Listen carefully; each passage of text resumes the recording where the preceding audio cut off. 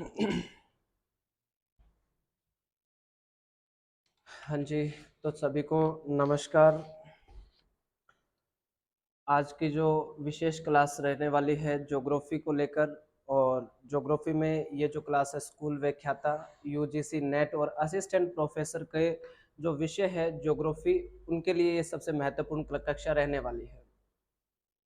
आज 12 सितंबर को Vidyasagar academy, Hanumangarh junction, school व्याख्याता द्वितीय पेपर ज्योग्राफी का बैच जो शुरू हुआ है, इसमें ऑनलाइन जितने विद्यार्थी पहुंच चुके हैं, आपका भी बहुत बहुत स्वागत बेटा, और ऑफलाइन वालों का भी बहुत बहुत स्वागत। अपने ज्योग्राफी विषय के बारे में जो पूरा पैटर्न रहता है, पूरा जो इसका भूगोल का पाठ्यक्रम रहता है, इस भूगोल विषय के बारे में अपने संपूर्ण जानकारी से पहले अध्ययन करेंगे कि पीछे जो सेट हुआ था उससे क्या बेनिफिट मिलता है असिस्टेंट प्रोफेसर में। इसके अलावा यूजीसी जो नेट होता है उसमें क्या विशेष भूमिका रहती है, कौन कौन सी यूनिट आती है। कई बच्चों को अभी इस प्रकार से भी अपने को समझना पड़ेगा कि 10 यूनिट जो होती है यूजीसी नेट के अंदर ज्योग्राफी की, वो कौन सी यूनिट जो है वो मोस्ट इंपॉर्टेंट रहती है, कौन सी यूनिट से सबसे ज़्यादा प्रश्न पूछे जाते हैं। तो इस प्रकार का जो अध्ययन है आपका, आप यूजीसी नेट के ही हो, ठीक है। यूजीसी जो नेट के बारे में भी हम लोग पढ़ेंगे कि कौन सी संस्था है, किस प्रकार के कार्य करती है। यूजीसी कॉलेज या विश्वविद्यालय की अपने बात करते हैं तो उसमें उस जो पात्रता परीक्षा की क्या भूमिका रहती है। तो ये सारा विषय जो है, तो भूगोल में अपने इसमें 3 चीज़ों के बारे में अध्ययन करने वाले हैं। कि सबसे पहले हम बात करेंगे जो अभी चर्चा में है, स्कूल व्याख्याता। स्कूल व्याख्याता जो भर्ती है, इस पे भी रोजाना के विद्यार्थियों के कमेंट वगैरह आते हैं बच्चों कि भाई किस प्रकार से इस भर्ती की प्रक्रिया रहने वाली है, नवीनतम पैटर्न पर आधारित होगी या किस प्रकार से ये भर्ती होने वाली है। और सबसे ज्यादा जो प्रश्न पूछा जाता है कि सर भर्ती कब आ रही है। तो देखो, इस बात को तो प्रूफली तो अपने नहीं कहा जा सकता है भी कब फाइनली वैकेंसी आने वाली है।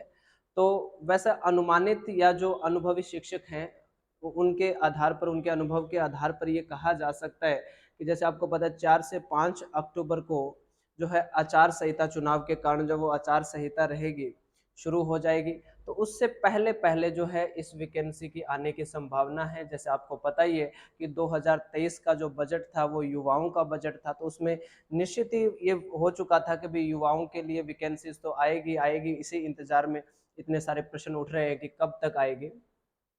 तो ये मान के चलिए सितंबर के लास्ट में स्कूल व्याख्याता की जो वैकेंसी है ये आने की संभावना पूरी पूरी है बेटा, कि नवंबर, ये जो सितंबर है उसके अंत तक ये भर्ती आ जाएगी और अक्टूबर के अंदर जो है इसके फॉर्म शुरू हो जाएंगे। तो फॉर्म की जो प्रक्रिया शुरू रहेगी और उसके बाद में आपको पता है कि दिसंबर में तो जो है चुनाव हो जाएंगे, और जनवरी में, फरवरी में नई सरकारें बनेगी, मार्च में जो है वो स्कूल के, विश्वविद्यालय वाले जो ये पेपर होते हैं बेटा, परीक्षाएं शुरू हो जाएगी। तो मार्च तक इसका पेपर होने की संभावना कम ही है स्कूल व्याख्याता में। और इसके अलावा हम बात करें कि भी इसका फाइनली लगभग कब तक एग्जाम हो सकता है, तो मान के चले कि भी जून या जुलाई के अंदर जो है इस वाली स्कूल व्याख्याता वैकेंसी को कंप्लीट कर लिया जाए। जून जुलाई 2024 की बात कर रहे हैं। अगर जून जुलाई में ये वैकेंसी, ये भर्ती नहीं हो पाती है, किसी भी कारणवश पेपर नहीं होता है, तो फिर ये आप मान के चलिए दिसंबर 2024 है या जनवरी 2025 के आसपास इस भर्ती का जो है वो समय चला जाता है। तो ये जो सारी वैकेंसीज के बारे में, या स्कूल व्याख्याता के कितने पद आने की संभावना है, कई बच्चे ऐसे भी पूछ रहे हैं कि सर इस बार बोला जा रहा है कि ज्योग्राफी के जो पद रहेंगे वो कम आने की जो संभावना रहेगी। तो कितने पद आने की संभावना है, कितने पदों को वित्तीय स्वीकृति मिल चुकी है, उन सभी के बारे में भी हम लोग चर्चा करेंगे। इसके अलावा जो है अपना दूसरा जो पार्ट रहेगा बेटा, वो यूजीसी नेट वाला रहेगा। क्योंकि यूजीसी जो नेट है, यूजीसी नेट की हम बात करें तो लगभग दिसंबर के आसपास जो है इसका पेपर जो है वो होने की संभावना है बेटा, इस वाले यूजीसी नेट की। तो इस वाले दिसंबर वाले बेस तक, जैसे हमारे पास पूरा सितंबर है, लगभग सितंबर हो जाएगा, अक्टूबर, नवंबर और दिसंबर, लगभग मान के चलिए 3 एक माह का अपने पास समय रहेगा। तो हम लोग किस रणनीति से जो सेकंड पेपर है अपना भूगोल विषय का, तो उसको किस प्रकार से, किस रणनीति से अपने कंप्लीट कर सकते हैं, कौन-कौन से यूनिट पर विशेष ध्यान दें ताकि कम समय में अच्छे स्कोर किया जा सके पेपर में। तो इस प्रकार की रणनीति यूजीसी नेट के बारे में भी पढ़ेंगे और एक अभी जो असिस्टेंट प्रोफेसर की भी हम लोग इसमें बात करेंगे कि किस प्रकार का पेपर होता है और किस प्रकार से इसमें प्रश्न पूछे जाते हैं, क्या इसका सिलेबस रहता है। तो इन सभी तीनों चीज़ों के बारे में अपने कौन-कौन सी सिमिलरिटी है, कौन-कौन सी समानता है, कौन से टॉपिक समान रहते हैं और किसका कितना ज़्यादा लेवल रहता है, अपर लेवल के प्रश्न किस प्रकार से आते हैं, उन्हीं से ये प्रश्न कैसे बनाए जाते हैं। इन समस्त पाठ्यक्रम पर जो है अपने इस कक्षा में चर्चा करने वाले हैं। इस पूरे बैच में अपने भूगोल विषय के जो सारे पैटर्न रहते हैं, एमसीक्यू प्रश्न रहते हैं, वो सारी चर्चाएँ अपनी करने वाले हैं। तो देखो, पहले तो अब मैं इस बैच के बारे में बता दूं बेटा कि इस बैच में बेटा हम कैसे पढ़ने वाले हैं। इस बैच में हम जो है वो पढ़ेंगे तो आपको दो चीजें हैं कि इसकी जो कक्षाएं मिलेगी, इसकी जो कक्षाएं रहेगी, ये कक्षाएं आपकी ऑनलाइन और ऑफलाइन दोनों रहने वाली है। ठीक है, और इसके अलावा रिकॉर्डेड बैच भी आप लोगों को मिल जाएगा। और इसके बाद में हम बात करें कि सर नोट्स कैसे प्रोवाइड करवाए जाएंगे, तो मैं आप लोगों को बता दूं कि इसकी जो है बुकलेट जारी की जाएगी ज्योग्राफी की। जैसे जैसे जो जो पार्ट हमारा जैसे शुरू होगा, सबसे पहले जैसे जियोमॉर्फोलॉजी शुरू कर लेते हैं, भू आकृति विज्ञान कर लेते हैं जिसको कहते हैं, और इसके अलावा क्लाइमेटोलॉजी है, ओशियनग्राफी, जो भी विषय अपने जो है वो पहले शुरू करने वाले हैं इस बैच में। जो इंपॉर्टेंट टॉपिक है वो पहले पढ़ेंगे हम, जिनसे ज़्यादा स्कोर किया जा सकता है पेपर में। तो उनकी जो बुकलेट है आपको जो है साथ साथ में मिल जाएगी। जैसे पहला जो टॉपिक होगा उस दिन उस टॉपिक का जो भी पार्ट रहेगा उसकी कंप्लीट बुकलेट आपको मिल जाएगी। कम से कम अपने को 9 या 10 बुकलेट बनानी है बेटा। 9 या 10 बुकलेट आपको मिलेगी पूरे ज्योग्राफी के सिलेबस की। इसके अलावा हम बात करें कि इसके टेस्ट कैसे होने वाले हैं, टेस्ट की क्या रहेगा। टेस्ट का रहेगा कि जितना पार्ट हम कंप्लीट करेंगे बेटा, जैसे एक आप लोगों के यूजीसी नेट की बात कर लें कि उसमें 10 यूनिट आप लोगों के दी हुई है। तो जिस दिन हम एक यूनिट कंप्लीट करेंगे उसके बीच बीच में क्लास टेस्ट आपका रोजाना होता रहेगा। जितना हम अध्ययन रोजाना की इस क्लास में करेंगे उसके रोजाना का आप लोगों का टेस्ट रखा जाएगा। चाहे आपको वो ऑनलाइन मिले प्रश्न, चाहे ऑफलाइन मिले, चाहे आपको प्रिंट लेके जाना पड़े होमवर्क के रूप में, तो वो आप लोगों की प्रैक्टिस डेली की रहेगी। जितना हम पढ़ेंगे उतने क्वेश्चन मिल जाएंगे। और दूसरा है फिर यूनिट कंप्लीट होने के बाद में इसका एक मेजर टेस्ट रखा जाएगा और उससे नेक्स्ट वाले दिन है जो आप सभी की जिस प्रकार की रैंक रहती है वो बताई जाएगी। और पूरा जो पेपर सोल्यूशन है वो आपको मैं नेक्स्ट डे करवाऊंगा। नेक्स्ट डे कोई क्लास नहीं रखेंगे।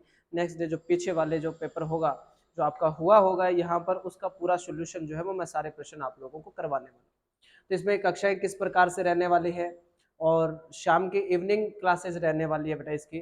जो ऑनलाइन बच्चे देख रहे हैं वो अगर ऑफलाइन ज्वाइन करते हैं तो इसमें क्लास जो है वो शाम की रहने वाली है बेटा, कि 5:15 बजे क्लास का मतलब शुरू कर दिया जाएगा और 7 बजे तक क्लास जो है वो रोजाना की रहने वाली है।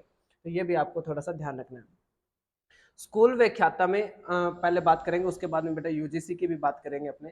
तो सबसे पहला इसमें जो प्रश्न रहता है कि इसकी भर्ती कब आ रही है, इसके बारे में अपने को पढ़ना है कि स्कूल व्याख्याता जो है ये भर्ती कब आ रही है। पहला प्रश्न ये है हमारा।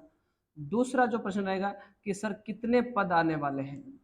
ये भी काफी सारे बच्चों की डिमांड हो रखी है कि सर कितने पद आने वाले हैं, कितनी भर्ती आने वाली है ज्योग्राफी की। इस बार जो है वो कम बताई जा रही है कि कुछ सीटें कम रहेगी।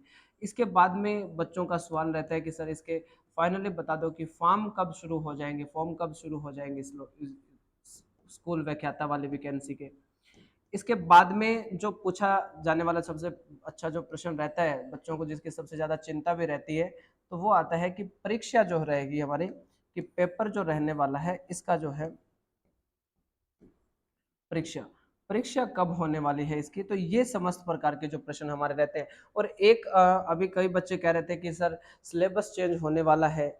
काफी सारे बच्चे कह रहे थे कि स्कूल व्याख्याता में राजस्थान का किस प्रकार से पूछा जाएगा, नवीनतम आएगा या पुराना आएगा। तो ये भी काफी सारा प्रश्न रहता है। तो ये भी हम इसमें लिखते रहते हैं कि परीक्षा का जो पैटर्न रहेगा, परीक्षा का जो पैटर्न रहेगा वो किस प्रकार का रहने वाला है। तो ये समस्त प्रकार की चर्चाएं हम लोग इसमें करने वाले हैं। ठीक है, इसके बाद में यूजीसी नेट की बात करेंगे। तो पहले मैं आपको बताऊंगा बेटा कि ये यूजीसी होता क्या है। ठीक है बेटा, यूजीसी किसे कहा जाता है, इसकी स्थापना कब हुई थी, इसके कार्य कौन कौन से रहते हैं, किस किस क्षेत्र में इसकी भूमिका रहती है, ठीक है, कौन कौन सी परीक्षाएं लेते हैं। और जैसा कि आप सभी बच्चे जो हैं, आपने पता होगा कि भी यूजीसी के अंतर्गत कितने विषयों को शामिल किया गया है, कितने विषय को शामिल किया गया बेटा? यूजीसी में हम अगर विषयों की लिस्ट देखें जिसमें ज्योग्राफी आपका एक है, उस प्रकार से लगभग 83 मतलब लगभग 83 विषयों की लिस्ट है यूजीसी के अंतर्गत। तो उनकी भी बात करेंगे, तो सारी जो डिटेल है वो यूजीसी नेट के बारे में, और उसके बाद में मैं आपको असिस्टेंट प्रोफेसर के बारे में समझा दूंगा। आज पूरा सिलेबस की चर्चा अपने को करनी है, उसके बाद में जो है अपने सेट की भी थोड़ी बातें करेंगे। तो देखिए बेटा, इसमें आप लोगों को देखा, स्कूल व्याख्याता में हम लोगों ने देखा कि भाई भर्ती कब आने वाली है। तो मैंने आपको बता दिया है कि इसका जो नोटिफिकेशन जो आने वाला है वो लगभग सितंबर लास्ट के अंदर है ना बेटा, सितंबर लास्ट में। तो ये नोटिफिकेशन आने की संभावना रहेगी। और इसके बाद में कितने पद आने वाले हैं, ये सबसे मोस्ट इम्पोर्टेंट प्रश्न रहता है कि कितने पद इस बार आने वाले हैं। इसमें जो पदों की संभावना है, पहले जब इसको स्वीकृति मिली थी बेटा स्कूल व्याख्याता के पदों को, तो ये 4444 पदों को स्वीकृति मिल चुकी थी। उसके बाद में देखा गया कि इसमें 2000 पद जो है बेटा और प्लस किए गए थे। स्कूल व्याख्याता की बात करें, आरपीएससी फर्स्ट ग्रेड की बात करें अगर हम लोग, तो ये जो टोटल पद बनते हैं बेटा, ये कितने पद हो जाते हैं? लगभग 6500 पदों पर वैकेंसी आने वाली है फर्स्ट ग्रेड स्कूल व्याख्याता। इसमें सारे विषय शामिल रहेंगे। तो ये स्कूल व्याख्याता की जो वैकेंसी रहने वाली है, ये लगभग 6500 पदों पर अनुमानित है। इसको वित्तीय स्वीकृति मिल चुकी है बेटा। अब फॉर्म कब से शुरू हो रहे हैं, फाइनल विज्ञप्ति कब आ रही है, तो वो वाली बातें का इंतजार कर रहे हैं हम लोग। तो 6500 पदों पर ये वैकेंसीज रहने वाली है। अब इसमें जो सबसे इम्पोर्टेंट प्रश्न रहता है कि सर इसमें भूगोल विषय के कितने पद आने वाले हैं। इस बार जो है वो भूगोल विषय के कितने पद रहने वाले हैं। तो भूगोल विषय के इसमें जो पद रहने वाले हैं बेटा, काफी बार सुनने में आया कि इस बार कम पद रहने वाले, लेकिन बेटा कम पद नहीं है।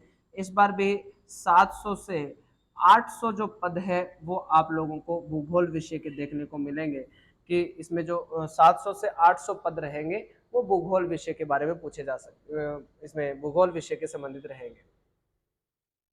इसके बाद में फॉर्म कब शुरू होंगे? देखो, अगर बेटा सितंबर लास्ट तक नोटिफिकेशन आता है, तो ये मान के चलिए भी अक्टूबर के अंदर इसके जो है फॉर्म भरे जाने की संभावना, पूरी संभावना रहेगी कि इसके अक्टूबर में फॉर्म लिए जाएंगे।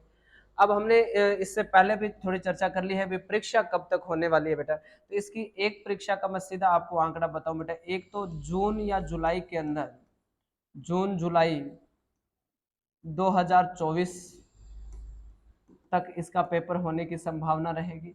और अगर जून जुलाई में इसके जो पेपर नहीं हो पाता है, तो ये जो आपका जो पेपर जाएगा, ये या तो दिसंबर 2024 के आसपास होने वाला है, और या फिर ये जो पेपर होने वाला है ये जनवरी 2025 तक ये जा सकता है। जनवरी 2025 तक ये जो है वो पेपर चला जाएगा बेटा। और ये ही लगभग फर्स्ट ग्रेड के आसपास, फर्स्ट ग्रेड की वैकेंसी या जो जितने भी पेपर होते हैं, लगभग ये सही समय भी रहता है, पढ़ाई की दृष्टि से भी इम्पोर्टेंट है ये। तो अब आपको याद रखना है कि दिसंबर 2024 या जनवरी 2025 तक अगर ये पेपर होता है, तो इसमें एक बहुत अच्छी बात है कि हम जो संपूर्ण जो भूगोल पढ़ने वाले हैं, संपूर्ण भूगोल विषय का जो इसमें अध्ययन करने वाले हैं, ये अपने बड़े ही आराम से और विस्तृत तरीके से अध्ययन कर सकते हैं। हम एक एक सिद्धांत पर बहुत अच्छे से चर्चा करेंगे, है ना। और हम लोग जितने भी थिंकर है, ज्योग्राफिक थॉट की बात करेंगे, विचारकों की बात करेंगे, तो उसमें भी अपने सारी जो बुक्स है किस प्रकार, जैसे 2022 वाला पेपर आप लोगों ने देखा ही होगा बेटा। 2022 वाले जो स्कूल व्याख्याता में प्रश्न पूछे गए थे, तो थिंकर वाला जो पार्ट था वो काफी प्रभावशाली पार्ट रहा था। उसमें सबसे ज्यादा बुक्स पूछी गई थी, ठीक है ना, उसमें थिंकरों के नाम पूछे गए थे, तो वो उस प्रकार से भी महत्वपूर्ण पार्ट रहने वाला होता है। अब हम बात करें कि परीक्षा का पैटर्न क्या रहने वाला है इस वाले पे। तो परीक्षा का जो पैटर्न रहने वाला है बेटा, वो ये वाला रहने वाला है कि आपको पता है कि परीक्षा का पैटर्न में दो जो पेपर होते हैं, इसमें एक तो होता है बेटा पेपर प्रथम, और दूसरा होता है पेपर द्वितीय, जो आपके विषय का रहने वाला है पेपर द्वितीय इसमें। और इसी प्रकार से अपने यूजीसी में भी पेपर सेकंड की बात करेंगे, ज्योग्राफी जो वो सभी का अलग अलग से होगा, उस प्रकार से उसमें भी दो पेपर की बात करेंगे। तो पेपर प्रथम और पेपर द्वितीय जो है, ये परीक्षा का पैटर्न रहता है। हालांकि इससे पहले 2003 की भर्ती थी, 2004 में नोटिफिकेशन आया था, वो 2006 में हुई थी, इसके बाद में 2008 की वैकेंसी हुई थी, 2010 की वैकेंसी हुई थी, इसके बाद में 2012 में भी स्कूल व्याख्याता का पेपर हुआ था। तो मैं आपको बताऊं कि 2003 की या 4 की वैकेंसी से लेकर 2010 तक की जो वैकेंसी थी, तो उसका जो पैटर्न ये होता था कि लिखित प्लस लिखित पेपर होता था और प्लस साक्षात्कार होने के बाद में सीधी प्रत्यक्ष रूप से नियुक्ति दी जाती थी। उसमें 2 गुणा को पास किया जाता था और उसके बाद में सीधा ही नियुक्ति मिलती थी। लेकिन 2010 के बाद में मेरे ख्याल से श्रीमान अशोक गहलोत जी की सरकार में ही इस परीक्षा के पैटर्न को चेंज किया गया था बेटा। उसमें वस्तुनिष्ठ 2 पेपर रख दिए गए थे, एक जो आपके विषय से संबंधित था और एक आपका जो जीके से संबंधित पेपर आता है। तो उस प्रकार से जो है, और 2010 वाली जो वैकेंसी की बात अगर हम लोग करते हैं कि 2010 वाली जो वैकेंसी थी उसका प्रभाव, उसमें तो लिखित प्लस साक्षात्कार ही हुआ था। लेकिन 2012 के अंदर जो विज्ञान विषय से एक स्कूल व्याख्याता की जो वैकेंसी विज्ञान जो विषय के संबंध में निकाली गई थी, उसके बाद में जो है 2013 वाली वैकेंसी की बात करें तो उसमें पेपर 2 ही थे और दोनों के दोनों ऑब्जेक्टिव टाइप प्रश्न रहे थे उसमें, और उसमें अपीयरिंग को शामिल किया गया था बेटा कि जिनकी जो एमए है या बीएड है वो अपीयरिंग होती थी, मतलब द्वितीय वर्ष में होती थी, वो भी पेपर दे सकते थे। अभी आप लोगों को पता है भी, अब जो हमारे होता है वो ये होता है कि परीक्षा की दिनांक तक आपका परिणाम आ जाना चाहिए। यही होता था पहले, जो है जिनका द्वितीय वर्ष चल रहा होता था वो उनको मतलब योग्य माना जाता था। तो परीक्षा का पैटर्न 2012 के बाद में, सॉरी 13 के बाद में यही रहने वाला है कि पेपर प्रथम और पेपर द्वितीय। इसमें जो पहला पेपर आपका रहने वाला है इसको हम लोग जीएस बोल सकते हैं, या बेटा आप इसको बोल सकते हो कि ये आपका पेपर जीके का रहने वाला है। और ये जो पूरी भर्ती रहती है बेटा स्कूल व्याख्याता की, ये टोटल इसमें कितने अंक होते हैं, इसमें 450 अंक होते हैं टोटल। ये जो स्कूल व्याख्याता वाला जो पेपर होता है ना बेटा, इसमें कितने अंक होते हैं टोटल, 450 अंक होते हैं बेटा इसमें टोटल। तो ये जो आपका जीएस का या जीके का जो पेपर रहता है, इसमें आप लोगों के जो प्रश्न पूछे जाते हैं वो कितने प्रश्न आते हैं बेटा, 75 क्वेश्चन आते हैं टोटल। और एक जो प्रश्न रहता है, प्रति जो प्रश्न रहता है वो 2 अंक का रहता है। प्रति प्रश्न के अंक एक तो समान होते हैं बेटा, सभी के अंक जो होते हैं वो समान होते हैं, लेकिन प्रति प्रश्न जो होता है वो 2 अंक का होता है, प्रत्येक प्रश्न 2 अंक का होता है। तो इसका मतलब ये वाला जो पेपर होता है ये कितने अंकों का होता है बेटा, 150 अंकों का ये पेपर होता है आपका, जिसमें इतिहास आता है, स्कूल मैनेजमेंट पूछा जाता है, ज्योग्राफी के 5 प्रश्न आते हैं, पॉलिटी के 5 आते हैं, मैथ आती है उसमें, रीजनिंग आती है उसमें, है ना, हिंदी आती है उसके अंदर, तो इंग्लिश आती है। तो ये सारे विषयों को मिला के ये 75 प्रश्न रहते हैं हमारे। ये भी हम पढ़ेंगे, ये भी देखेंगे कि कौन से पार्ट से कितने कितने प्रश्न पूछे जाते हैं, और उसके बाद में अपने यूजीसी नेट का भी इसी प्रकार से डिफाइन करेंगे। तो ये 450 अंक का जो कुल पेपर रहता है बेटा, इसमें जीके का जो फर्स्ट पेपर जिसको अपने कहते हैं पेपर प्रथम है, उसमें 75 क्वेश्चन आते हैं और प्रति प्रश्न 2 अंकों का रहता है ये, और ये कुल जो अंक रहते हैं इसमें 150 अंक रहते हैं बेटा। ओके, इसके बाद में हम बात करेंगे द्वितीय जो पेपर होता है, इसमें जो इसको जिसमें अपने कहते हैं कि जी आपका विषय होता है इसके अंतर्गत। और जैसे कि आप लोगों का विषय अगर माने भी, आपका विषय जो है वो भूगोल है, तो इससे संबंधित जो होता है वो आपका द्वितीय पेपर होने वाला है, जो भी आपका सब्जेक्ट होता है, विषय होता है। इसमें कुल जो प्रश्न आते हैं बेटा वो 150 क्वेश्चन आते हैं, 150 प्रश्न इसमें पूछे जाते हैं। और इसमें भी प्रत्येक जो प्रश्न होता है, प्रत्येक प्रश्न जो रहेगा इसमें, प्रत्येक प्रश्न 2 अंकों का रहता है, प्रत्येक प्रश्न 2 अंकों का रहता है इस परीक्षा में।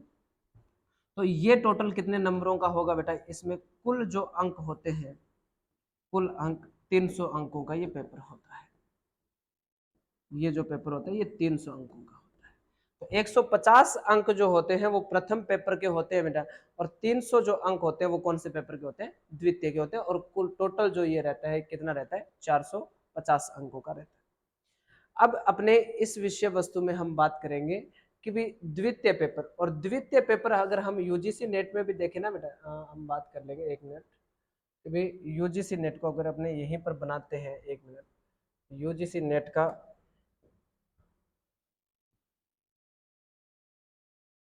यूजीसी नेट की बात करें तो इसके अंतर्गत भी हम लोग यही पैटर्न देखते हैं पेपर का, कि इसमें जो पेपर द्वितीय होता है, जो विषय से संबंधित होता है पेपर द्वितीय, इस पेपर द्वितीय के अंतर्गत कुल जो प्रश्न आते हैं, कुल प्रश्न कितने प्रश्न आते हैं गुड़िया, कितने प्रश्न आते हैं बेटा आप बताइए। 150 प्रश्न आते हैं, 100 प्रश्न आते हैं द्वितीय पेपर के अंतर्गत। कितने प्रश्न आते हैं, 100 प्रश्न आते हैं, ठीक है। और ये जो प्रत्येक प्रश्न होता है इसके अंतर्गत, प्रत्येक जो प्रश्न रहता है वो कितने अंकों का, कितने का रहता है बेटा, 2 अंक का रहता है। प्रत्येक प्रश्न जो रहता है इसका 2 अंक का रहता है, ठीक है। और इसके बाद में जो कुल अंक हो जाएंगे, इसके कुल अंक हो जाएंगे आपके 200 अंक हो जाएंगे। अब इसके बाद में भी देखें कि जैसे आपका यूजीसी नेट के अंदर विषय कौन सा है बेटा, तो विषय आप लोग लिखोगे कि हमारा विषय कौन सा बेटा, भूगोल विषय है आप लोगों का। तो भूगोल के अंतर्गत जो रहता है, तो इसमें अगर आप लोग बांटोगे बेटा, तो ये आपकी कुल 10 यूनिट है। यूजीसी नेट के अंतर्गत ज्योग्राफी के द्वितीय पेपर में कितने यूनिटें हैं, 10 यूनिट है बेटा, ठीक है। उन 10 यूनिट की भी हम बात करेंगे कि कौन कौन से यूनिट है। अब आप यहां से अंदाजा लगाइए कि प्रत्येक यूनिट से कितने प्रश्न बनेंगे बेटा। अगर 100 प्रश्न कुल है तो 10 यूनिट है, तो प्रत्येक जो यूनिट रहने वाली है हमारी, तो वो कितनी रहने वाली है बेटा, प्रत्येक यूनिट कितने जो हो जाएगी, 10 अंकों के रहेगी, सॉरी 10 प्रश्न पूछे जाएंगे, प्रत्येक यूनिट से 10 प्रश्न पूछे जाएंगे, ठीक है बेटा। और इसके अलावा जो है आपको कुल अंक, अब ये 10 यूनिट कौन कौन सी होती है यूजीसी नेट में, ये मैं आपको समझाता हूँ। और उसके बाद में हम द्वितीय पेपर दोनों का एक साथ इसलिए समझाता हूँ कि भाई आप लोगों को पता चल जाएगा यहाँ पर भी कौन कौन सी सिमिलरिटी रहती है। अब कई विद्यार्थी, जैसे आपने यूजीसी नेट के बारे में पूछा था कि सर नेट का और स्कूल व्याख्याता का तो बहुत ही अलग पैटर्न रहता है, अलग अलग रहता है। बिल्कुल रहता है। स्कूल व्याख्याता से अगर अपने थोड़े से ज्यादा अध्ययन करते हैं तो लगभग यही माना जाता है कि स्कूल व्याख्याता की तैयारी में लगभग नेट तो हो ही जाता है।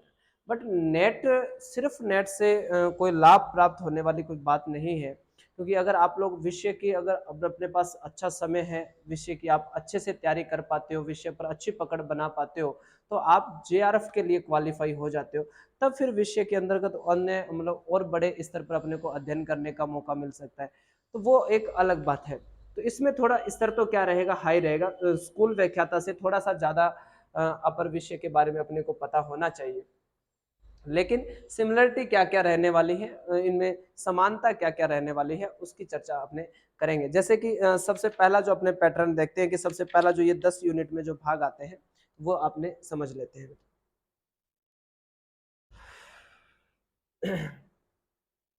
हमारा जो यूजीसी नेट वाला पार्ट है बेटे, एक बार सुनना। यूजीसी नेट, यूजीसी नेट की बात करें, और यूजीसी नेट में हम बात करेंगे बेटा जियोग्राफी की।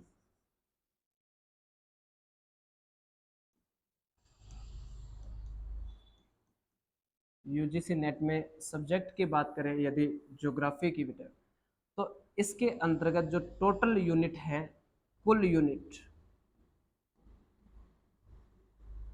कुल यूनिट, ये कितने यूनिट हो जाएगी बेटा, 10 यूनिट हो जाएगी।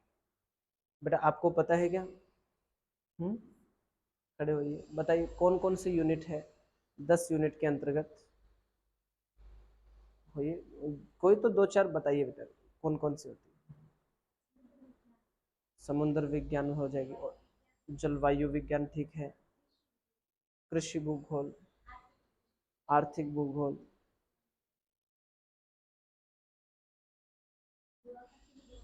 भू आकृतिक भूगोल, ठीक है, भू आकृतिक विज्ञान कह देंगे बेटा।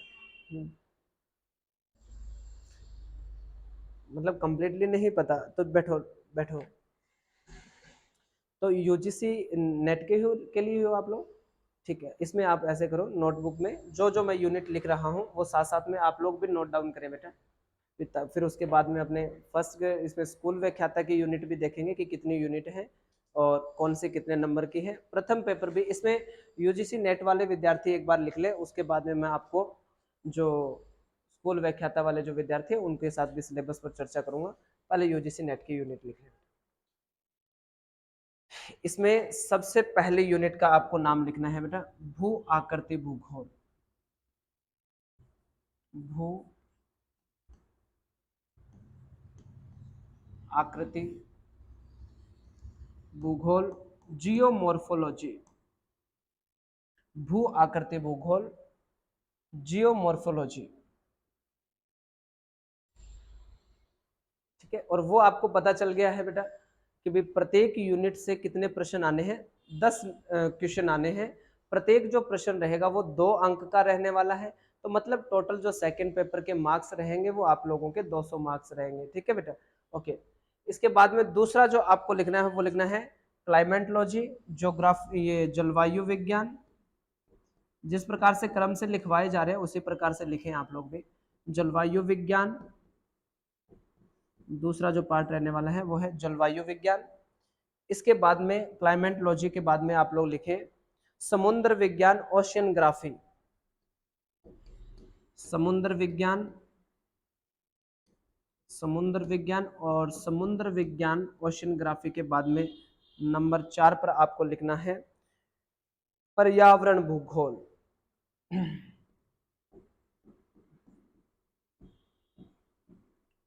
पर्यावरण भूगोल, ज्योग्राफी इन्वायरमेंट, ये हमारी चौथी यूनिट रहने वाली है बेटा पर्यावरण भूगोल की।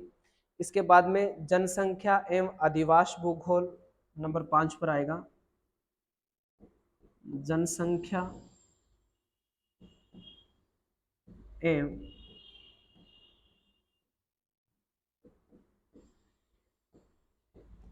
अधिवास भूगोल, पॉपुलेशन एंड सेटलमेंट ज्योग्राफी, जनसंख्या एवं आर्थिक भूगोल जिसको कहते हैं। इंग्लिश वाले बच्चों को लिखना है तो इसमें लिख लीजिएगा बेटा, ठीक है। इसमें जैसे सबसे पहले जो हमने बनाई है वो है जियोमॉर्फोलॉजी, भू आकृति विज्ञान। दूसरी है लिख ले बेटा इसके आगे भी जियोमॉर्फोलॉजी, इंग्लिश वाले बच्चे भी लिख ले बेटा। भू आकृति विज्ञान जियोमॉर्फोलॉजी, जलवायु विज्ञान क्लाइमेटोलॉजी, और समुद्र विज्ञान के आगे लिख दो ओशियनग्राफी। पर्यावरण भूगोल, ज्योग्राफी ऑफ एनवायरनमेंट, जनसंख्या एवं अधिवास भूगोल, population and settlement geography, population and settlement geography. और इसके बाद में लिख लो बेटा आर्थिक गतिविधि एवं क्षेत्रीय विकास भूगोल। छठी जो यूनिट रहेगी वो रहेगी आर्थिक गतिविधि, आर्थिक गतिविधि एवं आर्थिक गतिविधि एवं क्षेत्रीय विकास भूगोल, क्षेत्रीय विकास भूगोल, क्षेत्रीय विकास भूगोल। इसको हम लिखेंगे geography of economic activities and regional development. ठीक है, इसके पश्चात सांस्कृतिक सामाजिक राजनीतिक भूगोल यूनिट नंबर 7, सांस्कृतिक सांस्कृतिक सामाजिक एवं राजनीतिक, राजनीतिक ज्योग्राफी या पॉलिटिकल ज्योग्राफी। इसको लिख लें आप लोग बेटा cultural social and political geography. Number 8 पर जो हमारी यूनिट रहने वाली है बेटा वो रहेगी भौगोलिक चिंतन। नंबर 8 ये रहेंगे हमारे भौगोलिक चिंतन। भौगोलिक चिंतन पढ़ेंगे या चिंतकों के बारे में अपने पढ़ने वाले हैं भौगोलिक चिंतन में। भौगोलिक चिंतन का इतिहास भी हम लोग पढ़ेंगे, यूनानियों के क्या योगदान रहा है, रोमन भूगोलवेताओं के क्या योगदान रहा है, अमेरिकन भूगोलवेता पढ़ेंगे, इनकी बुक्स है, सब चीज़ें अपने इसमें अध्ययन करते हैं। तो और पिछली बार देखा होगा आप लोगों ने इस वाले 2022 की परीक्षा में लगभग 13 प्रश्न पूछे गए हैं बेटा थिंकर से। मोस्टली 10 प्रश्न के आसपास पूछे जाते हैं थिंकरों से, बट इस बार जो है वो ज्यादा प्रश्न आए थे, 13 प्रश्न पूछे जा चुके हैं थिंकर के बारे में। तो 13 मतलब 26 नंबर का काम रहता है बेटा, ये एक पार्ट जो है थिंकर वाला। भौगोलिक चिंतन, इसके बाद में जो 9वीं यूनिट आप लोगों को लिखनी है बेटा, वो आप लिख लो भौगोलिक तकनीक। इसके बाद में पढ़ेंगे भौगोलिक तकनीक। भौगोलिक तकनीक के बारे में पढ़ेंगे, ज्योग्राफिकल टेक्निक्स जो होती हैं उनके बारे में पढ़ेंगे। और 10वीं जो यूनिट यूजीसी नेट में रहती है बेटा, वो रहती है हमारी ज्योग्राफी ऑफ इंडिया, भारत का भूगोल। भारत का भूगोल, ये इसमें 10 यूनिट रहती है बेटा हमारी यूजीसी नेट के अंदर। ठीक है, कौन कौन सी यूनिट रहेगी हमारी? सबसे पहले है भू आकृति भूगोल, दूसरी है इसमें जलवायु भूगोल, तीसरी इसमें हो जाएगी समुद्र विज्ञान, चौथा है पर्यावरण भूगोल, और पांचवा है जनसंख्या एवं अधिवास भूगोल, और छठा इसमें आता है आर्थिक गतिविधि एवं क्षेत्रीय विकास भूगोल, सातवीं यूनिट है सांस्कृतिक सामाजिक एवं राजनीतिक भूगोल। इसके बाद में भौगोलिक चिंतन, भौगोलिक तकनीक और भारत का भूगोल हम लोग पढ़ते हैं। तो इसमें जो अपने सबसे पहले जो पार्ट पढ़ेंगे स्कूल व्याख्याता की दृष्टि से भी एक बार देख लेते हैं, तो फिर इनमें से जो सिमिलर पार्ट रहने वाला है उस पार्ट को अपने जो है इस बैच में सबसे पहले शुरू करेंगे, और उसके जो टोटल आपको जो जानकारी रहेगी वो मैं आपको उसमें दे दूंगा। ठीक है, अपने बात करेंगे स्कूल व्याख्याता 2023, और स्कूल व्याख्याता 2023 जो है इसके अंतर्गत जो हमें स्कूल व्याख्याता 2023 में परीक्षा जो पैटर्न हमें देखना है, परीक्षा पैटर्न जो रहता है उसमें अपने को देखना है द्वितीय पेपर। ओनली एक बार कौन सा भाग देखेंगे बेटा? द्वितीय पेपर हम लोग देखेंगे। इसमें जो हमारा पेपर द्वितीय रहता है, तो हेडिंग इसके नीचे जस्ट ही लगा लीजिए आप लोग, स्कूल व्याख्याता द्वितीय पेपर। टॉपिक्स सिमिलरिटी वाले जो है वो हमें पहले याद करने हैं, इसमें आप लोग लिखेंगे तभी कंपैरिजन करेंगे। सभी के लिए इंपॉर्टेंट रहता है, यूजीसी नेट के लिए भी और स्कूल व्याख्याता असिस्टेंट प्रोफेसर। वो तो आप लोगों को इतना तो ध्यान में रहेगा बेटा कि जो अपने बात कर रहे हैं तो वो भूगोल विषय की बात कर रहे हैं, और तीनों में से ऐसा कोई सा भी पेपर नहीं है जिसमें विषय से संबंधित कोई आधी अधूरी जानकारी से काम चलता है। तीनों ही इस लेवल की पोस्ट है कि इस विषय की संपूर्ण ध्यान या संपूर्ण ज्ञान जो होता है वो होना आवश्यक है। जो सिलेबस में जो अपने दिया होता है उन सभी टॉपिक्स के अच्छे से हम लोग अध्ययन करेंगे, तभी जो है ये जो पेपर है वो हम लोग क्लियर कर पाते हैं। तो ये द्वितीय पेपर जो है, द्वितीय पेपर में आप लोगों को करना है कि जो भूगोल का 16 अक्टूबर को पेपर हुआ था, 16 अक्टूबर 2022 भूगोल का, लिखें इसमें कि पिछले पेपर की बात करेंगे 16 अक्टूबर 2022 को जो पेपर हुआ था भूगोल विषय का, भूगोल विषय का इस दिन हुआ था बेटा। ठीक है, ये आपको याद रखना है। इस दिन जो पेपर हुआ था, इस पीछे वाले पेपर में कितने प्रश्न पूछे गए थे, कौन से भाग से कितने प्रश्न पूछे गए थे, तो वो भी अपने पढ़ लेते हैं। तो द्वितीय पेपर में हम लोगों को देखना है कि जो सबसे पहले यूनिट रहती है इसकी द्वितीय पेपर की, तो द्वितीय पेपर में सबसे पहले यूनिट रहती है इसमें, आप लोग देखें नंबर 1 लगा कर लिखें, भू आकृति विज्ञान, जियोमॉर्फोलॉजी। भू आकृति विज्ञान, भू आकृति विज्ञान। और भू आकृति विज्ञान से इस वाले जो पेपर में 17 क्वेश्चन पूछे गए थे बेटा, इस वाले में 17 क्वेश्चन पूछे गए थे भू आकृति विज्ञान जियोमॉर्फोलॉजी से। और दूसरा जो पार्ट था हमारा जलवायु विज्ञान। जलवायु जो विज्ञान है, इस जलवायु विज्ञान से 8 क्वेश्चन पूछे गए थे बेटा। मोस्टली 10 प्रश्न पूछ लिए जाते हैं, 10 प्रश्न पूछ लिए जाते हैं लगभग जो है, लेकिन कई बार ऐसा होता है कि किसी एक पार्ट से 2 प्रश्न, 1 प्रश्न कम कर दिया जाता है, तो किसी 1-2 पार्ट में बढ़ा दिया जाता है। जैसे हम देख ही रहे थे कि भी ये जो भौगोलिक चिंतन है इसमें प्रश्नों की संख्या इस बार बढ़ी थी। इसके बाद में समुद्र विज्ञान से भी लगभग 10 प्रश्न रहते हैं, तो 8 प्रश्न पूछे गए थे इस बार समुद्र विज्ञान से। ये प्रश्न पूछे गए थे समुद्र विज्ञान से, इससे 8 क्वेश्चन पूछे गए थे।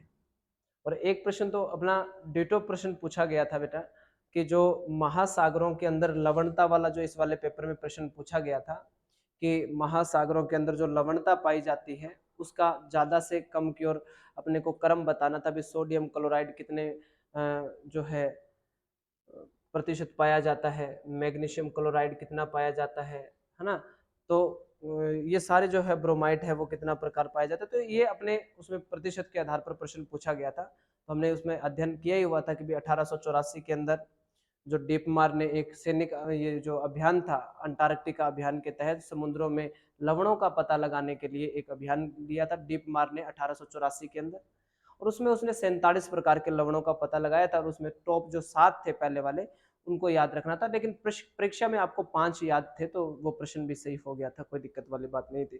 तो समुद्र विज्ञान से इस बार 8 प्रश्न पूछे गए थे। इसके अलावा बात करें जो ह्यूमन ज्योग्राफी है, मानव भूगोल के 13 प्रश्न आए थे। इंपॉर्टेंट है बेटा, इसमें से इसमें लिख लेना कि मानव भूगोल जो है, इस मानव भूगोल से 13 क्वेश्चन हमें देखने को मिले थे। मानव भूगोल से 13 प्रश्न हमें देखने को मिले। इसके बाद में आर्थिक भूगोल के 10 प्रश्न आए थे बेटा, इंपॉर्टेंट है। इकोनॉमिक ज्योग्राफी, तो आर्थिक भूगोल से इस बार जो प्रश्न पूछे गए थे वो उन प्रश्नों की संख्या लगभग 10 थी, तो 10 प्रश्न आर्थिक भूगोल से पूछे गए थे, 10 प्रश्न। इसके बाद में बात करें हम लोग कृषि भूगोल की, तो कृषि भूगोल से 2 प्रश्न पूछे गए थे। ये अब की बार कम रहा था रेशो, तो कृषि भूगोल से इसमें आपके मात्र 2 प्रश्न आए थे बेटा। इसके बाद में नगरीय भूगोल की बात करें तो 4 प्रश्न पूछे गए थे। नगरीय भूगोल, और नगरीय भूगोल से 4 क्वेश्चन पूछे गए थे इस बार के पेपर में। और नगरीय भूगोल के बाद में बात करें जनसंख्या भूगोल से भी 4 आए थे, और राजनीतिक भूगोल से भी 4 आए थे। जनसंख्या भूगोल से भी 4 प्रश्न पूछे गए थे। और 9वां जो है बेटा, ये राजनीतिक भूगोल से जो है वो भी 4 क्वेश्चन पूछे गए थे, 4 क्वेश्चन इसमें पूछे गए थे। इसके अलावा मानचित्र जो कला है, कार्टोग्राफी भी हम लोग देखेंगे। तो मानचित्र कला एवं सांख्यिकी जो है, तो मानचित्र कला के 10 प्रश्न आए थे, अच्छे प्रश्न आए थे बेटा। मानचित्र कला से 10 प्रश्न पूछे गए थे, 10 क्वेश्चन आए थे। और इसके अलावा जो थिंकर है, हम पहले बात कर चुके हैं कि विचारक जो थे इनके 13 प्रश्न पूछे गए थे। भौगोलिक चिंतन या विचारक है, इनसे 13 क्वेश्चन पूछे गए थे बेटा इस वाले पेपर में। और इसके अलावा भारत भूगोल के 16 प्रश्न पूछे गए थे। भारत भूगोल के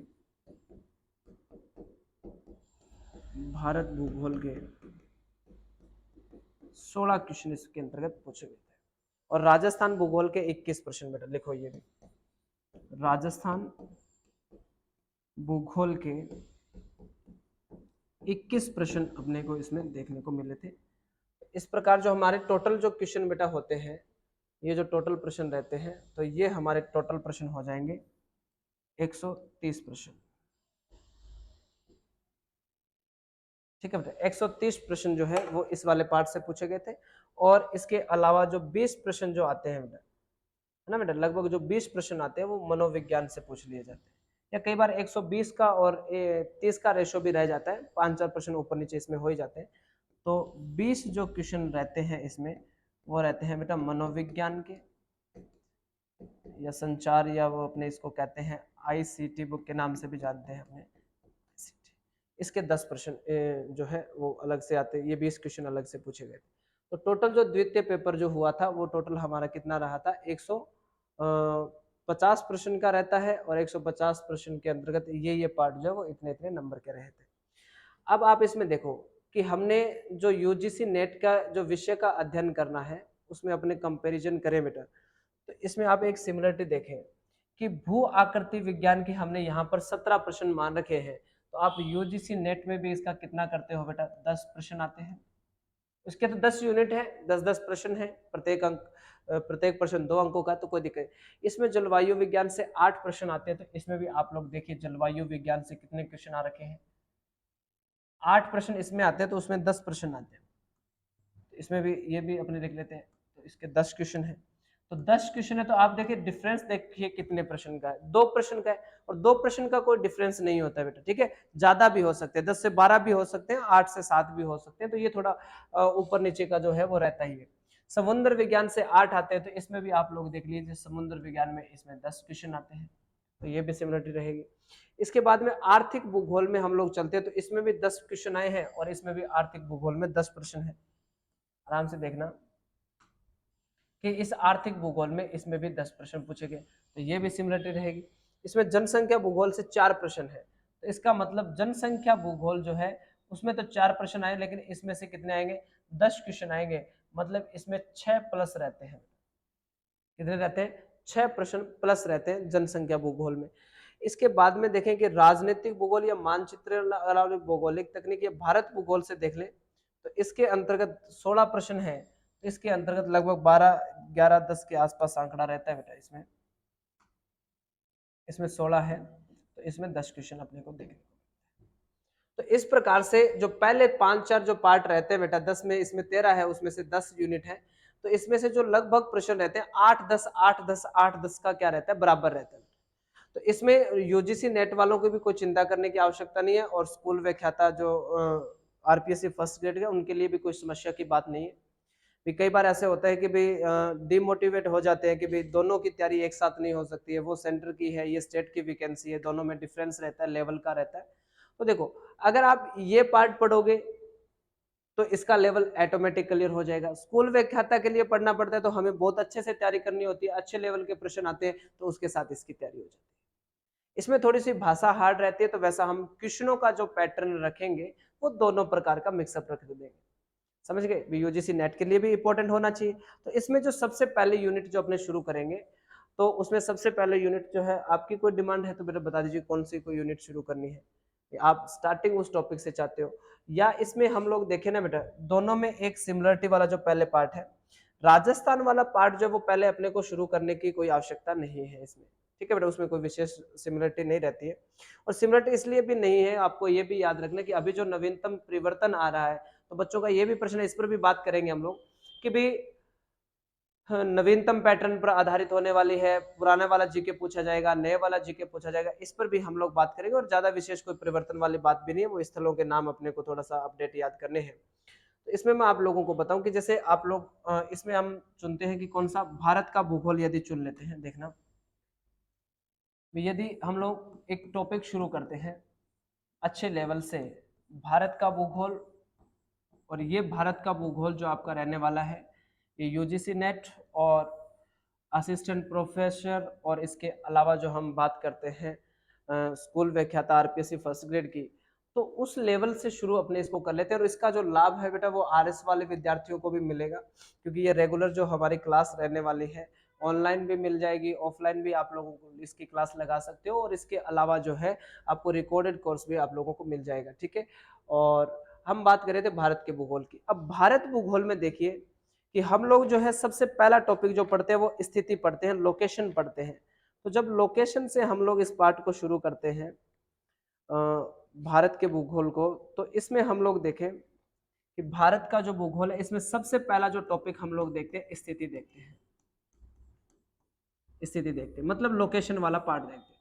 अब लोकेशन के आधार पर आप लोगों को भारत की क्लाइमेट निर्धारित होती है, भारत की कृषि व्यवस्था की हमें पता चल जाता है, और इसके अलावा भारत की और भी मतलब स्थिति से हमें जलवायु का निर्धारण हो जाएगा, कृषि का मतलब सीजन का निर्धारण हो जाएगा, कृषि किस प्रकार की हो सकती है, मिट्टी किस प्रकार की होगी, अगर इन अक्षांशों के मध्य है तो जनसंख्या कितनी निवास करते हैं, इस संबंध में अपने को थोड़ी बहुत जानकारी जो है वो इस पार्ट से मिल जाती है, जो कि जलवायु विज्ञान में भी काम में आती है।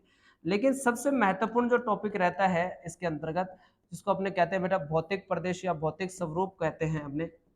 तो ये जो भौतिक प्रदेश है बेटा, इसको अगर हम लोग बहुत ही डिटेल से पढ़ते हैं तो सबसे पहले जैसे उचावच की बात करते हैं बेटा, हम लोग उचावच पढ़ते हैं, है ना, स्थल पर जो आकृतियां पढ़ते हैं, पर्वत मैदान है, तो इसके अंतर्गत मान के चलिए कि एक जो आपका विषय जो है अपने आगे यूनिट है भू आकृति विज्ञान, जो सबसे पहले भू आकृति विज्ञान, इसके लगभग मान के चलिए अगर 10 प्रश्न आते हैं तो आप मान के चलिए 4 प्रश्न जो है इसके वो कहीं नहीं जाने वाले हैं। 4 प्रश्न की जो तुलना है वो इसके साथ भारत के साथ पक्की की जाती है बेटा, चाहे वो कई बार राजस्थान वाले के साथ भी की जाती है। जैसे इस वाले 2022 के फर्स्ट ग्रेड के अंदर बेटा एक कृषि जलवायु प्रदेश का प्रश्न पूछा गया था। वे जिले दे रखे थे और नहीं, फसलें दे रखी थी बेटा उसकी, ठीक है, और कृषि जलवायु प्रदेश पूछा गया था कि इस कृषि जलवायु प्रदेश के अंदर ये उसकी विशेषता है, तो उसके अंतर्गत कौन कौन से जिले आते हैं या कौन सा जलवायु प्रदेश है, तो उस प्रकार के प्रश्न पूछे जाते हैं। दूसरा अगर हम बात करें कि ये जो स्कूल व्याख्याता वाला जो पार्ट था उसमें 10 में से यूसीजी में 10 में से 4 प्रश्न हम लोगों ने बांटे हैं, और हम लोगों ने इसमें देखा कि स्कूल व्याख्याता में 17 प्रश्न आए हैं। इससे भूआकृति विज्ञान से स्कूल व्याख्याता में कितने हैं, 17 प्रश्न पूछे गए हैं। तो इसमें से आप लोग मान के चलें कि 5 प्रश्न जो है बेटा वो स्कूल व्याख्याता में जो है इसमें इसी टॉपिक से कंप्लीट हो जाएंगे आपके भौतिक स्वरूप से। भारत के भौतिक स्वरूप से 5 प्रश्न जो है वो भू आकृति विज्ञान में अपने लगभग पूछ लिए जाते हैं। इसके बाद में बात करें कि दूसरा जो प्रभाव अपने को कहां देखने को मिलता है, वो मिलता है बेटा आर्थिक भूगोल में। आर्थिक भूगोल में हमें इसका जो लाभ है वो अच्छा मिल जाता है, क्योंकि इसमें देखो कि आपको भारत के जलवायु प्रदेश की कम जानकारी होती है, आपको भारत के कृषि प्रदेशों की जानकारी पता होती है कि कौन सा मैदानी प्रदेश है, आपको खनिजों की जानकारी होती है भारत भूगोल के भौतिक प्रदेश में कि किस कौन सा जो क्षेत्र है वो किस खनिज के अंदर अग्रणी है, प्रथम स्थान रखता है। तो ये सारी जानकारी अपने आर्थिक भूगोल से, और आर्थिक भूगोल में हमने देखा है कि स्कूल व्याख्याता में 10 प्रश्न पूछे जाते हैं और असिस्ट इसमें यूजीसी नेट जो है इसमें भी 10 प्रश्न पूछे जाते हैं। तो इसमें आपके मान के चलिए आर्थिक भूगोल में 3 या 4 प्रश्न जो रहते हैं वो यहाँ से आते हैं। तो आप लोग जो मैं सेकंड पार्ट लिख रहा हूँ बेटा, ये आपका स्कूल व्याख्याता हो जाएगा, ये मैं आपको फर्स्ट ग्रेड का बता रहा हूँ और ये आपको मैं यूजीसी नेट का बता रहा हूँ। तो इनमें किस प्रकार से योगदान है। इसके बाद में देखें कि जलवायु विज्ञान जो है उसमें से हम लोगों ने देखा है कि जलवायु विज्ञान इसके अंतर्गत जो हम देखें स्कूल व्याख्याता में लगभग 10 प्रश्न पूछे जाते हैं।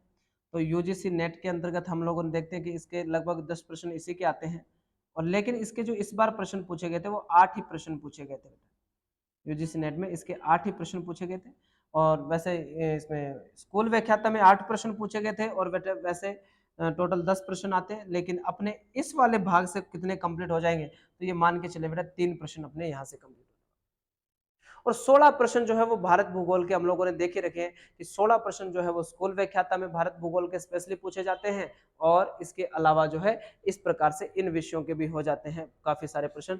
इसके अलावा भी मैं आपको बताऊं बेटा कृषि भूगोल का, इसके अलावा हम देखें कि कृषि भूगोल का भी इसमें अच्छा योगदान रहता है। तो कृषि भूगोल से भी आपके जो है वो 4 प्रश्न रहते हैं, कृषि भूगोल के भी आपके 4 प्रश्न रहते हैं। और इसके अलावा एक जहां पर सबसे ज्यादा अपने को बात देखने को मिलती है बेटा, वो ये होती है जनसंख्या भूगोल। इसके अलावा जो अपने को बात दिखती है वो होती है जनसंख्या भूगोल, और ये जो जनसंख्या भूगोल है इसके भी अपने को भारत की जनसंख्या से अपने को पता चल जाता है, बहुत सारे सिद्धांतों का पता चल जाता है। जनसंख्या भूगोल से इस बार जो प्रश्न पूछा गया था स्कूल व्याख्याता में वो ये था कि भाई माल्थस जिसने यूरोप की जनसंख्या का सिद्धांत दिया है, माल्थस, तो माल्थस का पूरा नाम पूछा गया था कि फुल फॉर्म क्या है या उनका जो पूरा नाम है वो क्या है, क्या नाम है बेटा माल्थस का? थॉमस रॉबर्ट माल्थस, क्या नाम है? थॉमस रॉबर्ट माल्थस, ये वाला प्रश्न पूछा गया था। तो ये जो भारत इसमें अपने देखें कि भारत के भूगोल से ये लगभग बेटा आप लोगों के टोटल जो प्रश्न होते हैं ये 31 क्वेश्चन हो जाते हैं बेटा लगभग टोटल, और प्रत्येक में प्रत्येक प्रश्न का 2 अंक रहता है बेटा। तो लगभग हम लोग बात कर सकते हैं कि ये जो है लगभग कितने नंबर तक जाता है बेटा, 62 तक जाता है। भारत का पूरा जो अध्ययन रहता है वो पूरे परीक्षा में हमारे 62 नंबर का योगदान रखता है। यूजीसी नेट में थोड़ा इसका ज्यादा रेशो रह जाएगा बेटा, वैसे तो 10 क्वेश्चन यूनिट के हिसाब से दे रखे हैं, लेकिन वैसे इसका पूरा हो जाएगा। तो अपने सबसे पहला जो इसमें आज शुरू करेंगे बेटा इसमें स्कूल व्याख्याता वाले बैच में, तो भारत का भूगोल अपने सबसे पहले शुरू करने वाले हैं। सबसे पहला जो हम भारत का भूगोल है, भारत भूगोल के विषय को हम लोग पढ़ने वाले हैं। सबसे पहला जो पार्ट रहेगा वो रहेगा हमारा भारत का भूगोल। तो भारत के भूगोल में अपने कौन कौन से टॉपिकों की पहले चर्चा करनी है। तो सबसे पहले हम भारत की ग्लोबीय स्थिति की बात करते हैं या इसके भौगोलिक इतिहास की बात कर लेंगे। सबसे पहले भौगोलिक जो है इसका भारत का इतिहास देखेंगे बेटा। अपने जो भी पार्ट पढ़ेंगे बेटा, चाहे वो राजस्थान ज्योग्राफी को लेकर पढ़े, चाहे वो वर्ल्ड ज्योग्राफी को लेकर पढ़े, और चाहे वो अपने भारत भूगोल को पढ़े, अपने जो एक लेवल जो रहने वाला है, यहाँ पर आपने स्कूल व्याख्याता में एक देखा होगा कि इसमें स्तर 3 होते हैं बेटा। +2 लेवल का होता है, उच्च माध्यमिक स्तर होता है, बीए का होता है स्नातन, इसके बाद में हम लोग पढ़ते हैं स्नातकोत्तर, हम लोग पढ़ते हैं एमए का स्तर, एमए का स्तर। ये 3 स्तर रहते हैं बेटा। ओके, तो स्कूल व्याख्याता में हम लोग देखें तो इन दोनों पार्ट से 55 क्वेश्चन आते हैं। 55 जो क्वेश्चन है वो इसी से पूछे जाते हैं। इसका मतलब टोटल 120 या 130 प्रश्न रहते हैं बेटा, कि 20 तो मनोविज्ञान के रहते हैं, तो बाकी जो 10 एक प्रश्न रहते हैं वो कौन से के रहते हैं, एमएन स्नातकोत्तर के 10 एक क्वेश्चन रहते हैं इसमें अपने। ओके, तो ये आप लोगों के लिए इंपॉर्टेंट रहता है। तो अब ये जो भारत का भूगोल हमें अध्ययन करना है, तो ये तीनों स्तर का रहने वाला है।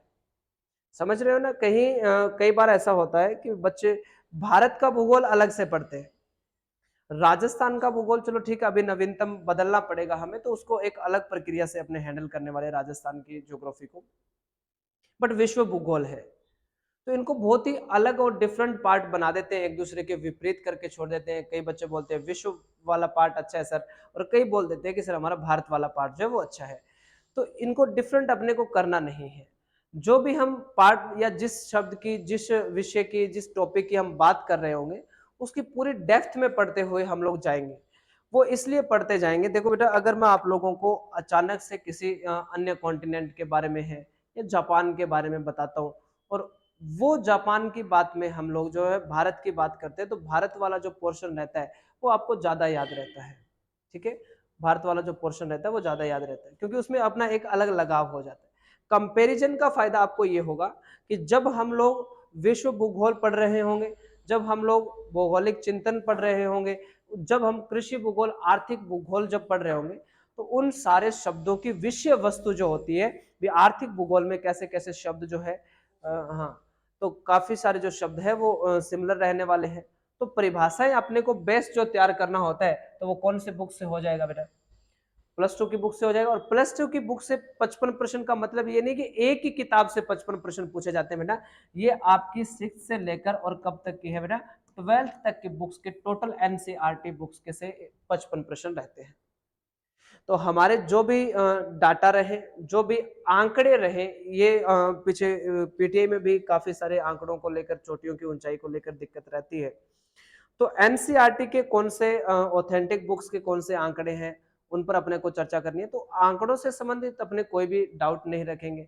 किसी भी सन से संबंधित जो है, कौन सी भौगोलिक संस्था जो है कब स्थापित की गई, कौन सी संस्था कब, कोई आर्थिक सहयोग की संस्था है, वित्तीय सहयोग वाले आंकड़े परफेक्ट। इन वैकेंसीज का सबसे अच्छा पैटर्न, सबसे अच्छी बात ये होती है कि ये परफेक्ट आंकड़ों पर आधारित होती है। जैसे आप लोगों ने, मैं आज की क्लास में आपको बता रहा था मॉर्निंग में कि भी प्रश्न आया था, हम लोग सबको याद होता है कि भी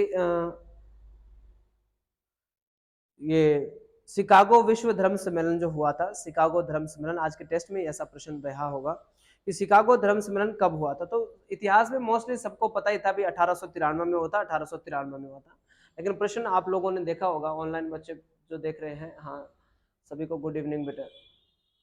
ओके, हाँ, असिस्टेंट प्रोफेसर के बाद में भी मैं बताऊंगा बेटा, इसके बाद में कौन कौन से, इसका सिलेबस किस प्रकार से रहता है, कितने प्रश्न है।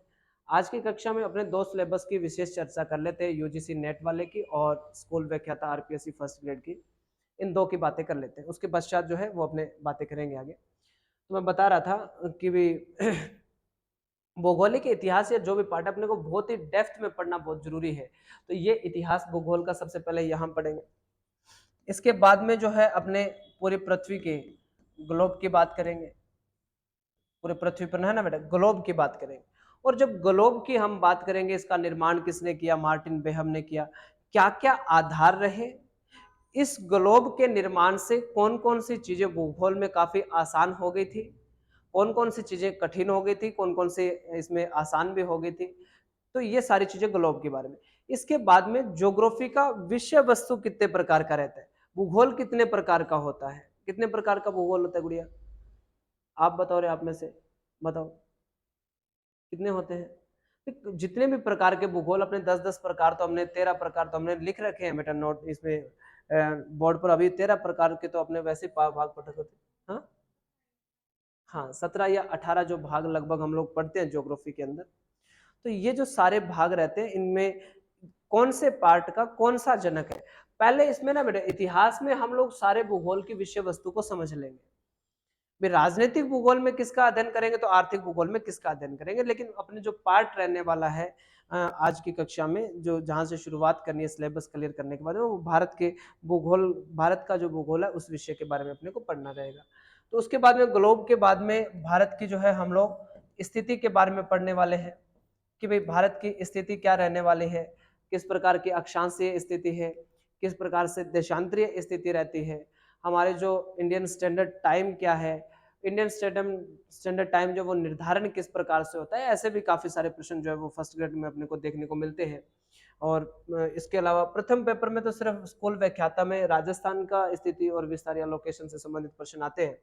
इसके अलावा जो सबसे बड़ा जो हमारा पार्ट रहने वाला है, वो पढ़ेंगे भौतिक प्रदेश के बारे में।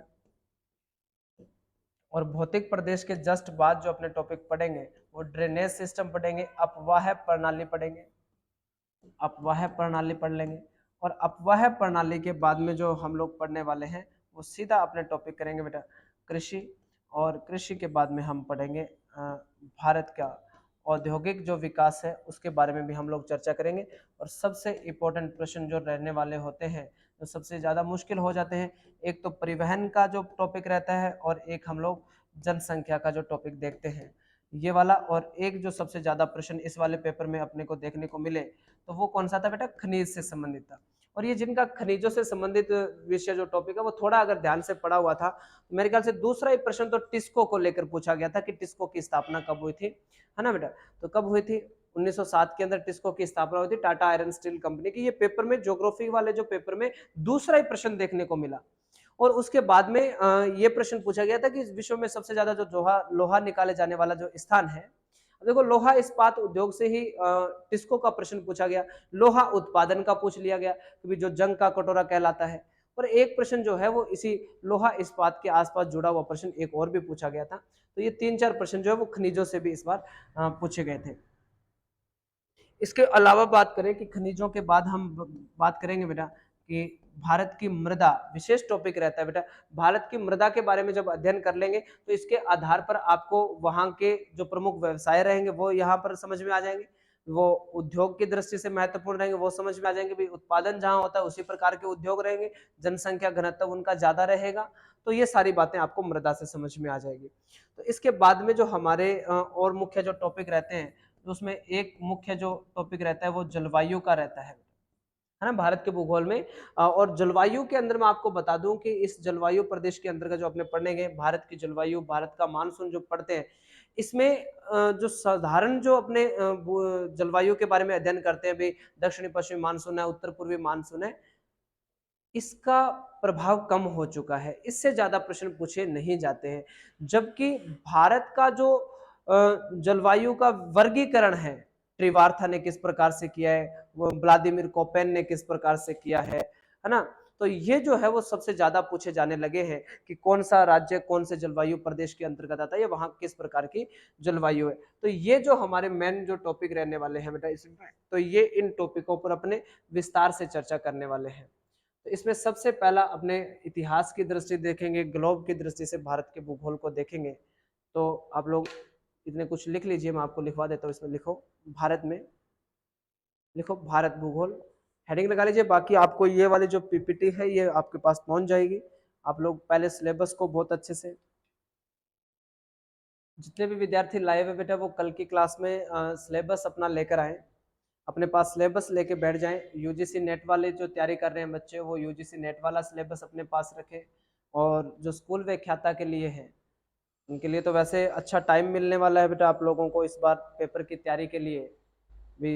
अधिकतम जो है इसका जनवरी 2025 तक जा सकती है वैकेंसी, लेकिन इसका मोस्टली जून जुलाई तक पेपर की तैयारी के हिसाब से हम लोग पढ़ने वाले हैं कि अगर जून जुलाई में पेपर होता है तो किस प्रकार से रहता है। तो भारत के भूगोल में लिख लीजिए आप लोग भी, भारत के भूगोल से हम पढ़ने वाले सबसे पहला टॉपिक भारत की स्थिति।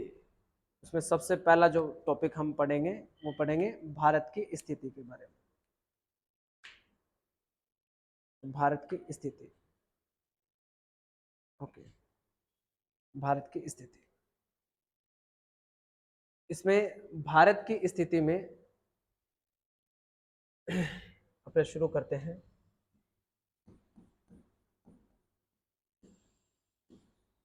भारत की स्थिति, लोकेशन अपने वाला जो टॉपिक है इसके बारे में पढ़ने हैं। तो भारत की स्थिति को अगर हम लोग देखें तो सबसे पहले हमें जो अध्ययन करना है वो किसके बारे में अध्ययन करेंगे बेटा? हम लोग ग्लोब के बारे में अध्ययन करेंगे। तो ग्लोब किसे कहा जाता है इसकी अगर हम चर्चा देखें, ग्लोब कहते किसे हैं, तो ग्लोब कहते हैं पृथ्वी का जो छोटा प्रतिरूप होता है बेटा, पृथ्वी का जो छोटा प्रतिरूप होता है उसे हम क्या कहते हैं? ग्लोब कहते हैं। तो लिखें इसमें, साथ साथ में आप लोग नोट डाउन करें, ग्लोब हेडिंग लगाएं और लिखें इसमें पृथ्वी के छोटे प्रतिरूप को ग्लोब कहा जाता है। पृथ्वी के छोटे प्रतिरूप को ग्लोब कहा जाता है। पृथ्वी के छोटे प्रतिरूप को ग्लोब कहा जाता है। पृथ्वी के छोटे प्रतिरूप को ग्लोब कहा जाता है।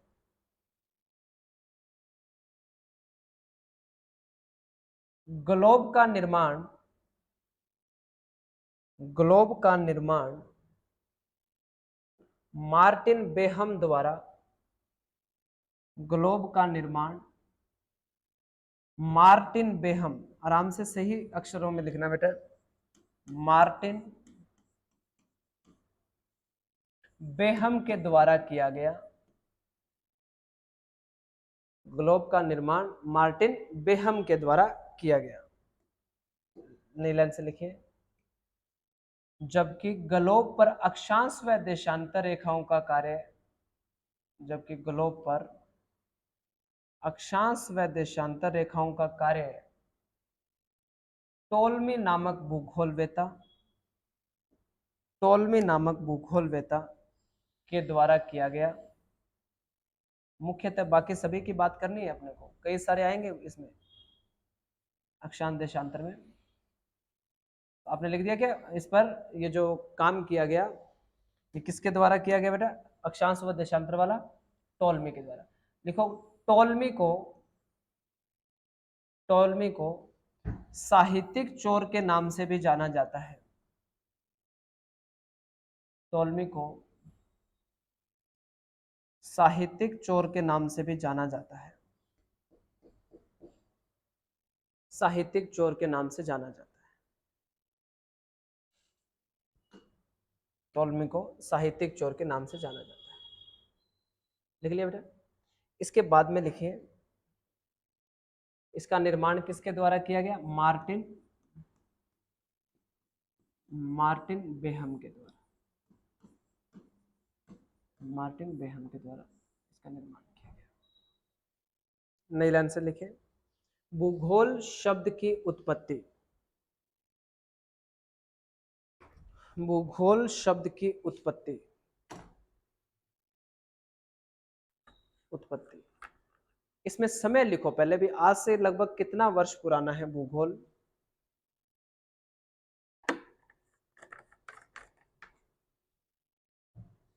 इसमें लिख दो लगभग 2300 वर्ष पहले। कितना पुराना है ये? तो ये लगभग 2300 वर्ष पुराना है। 2300 वर्ष पहले। स्थान लिखो किस स्थान से, ज्योग्राफी जो शब्द है वो लगभग कितना पुराना है, और किस स्थान पर इस शब्द का सर्वप्रथम प्रयोग किया गया? तो लिखो अलेक्जेंड्रिया। अलेक्जेंड्रिया, वेधशाला, अलेक्जेंड्रिया वेधशाला, मिस्र।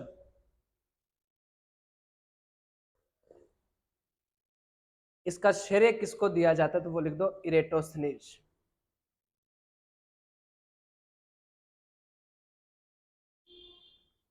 इसका जो श्रेय दिया जाता है वो इरेटोस्थनीज को दिया जाता है। लिख लिया? श्रेय किसको दिया जाता है? इरेटोस्थनीज को दिया जाता है।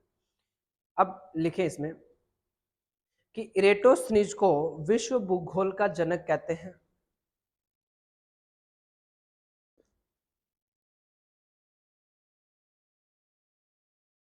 विश्व भूगोल का जनक कहते हैं। इन्होंने इन्होंने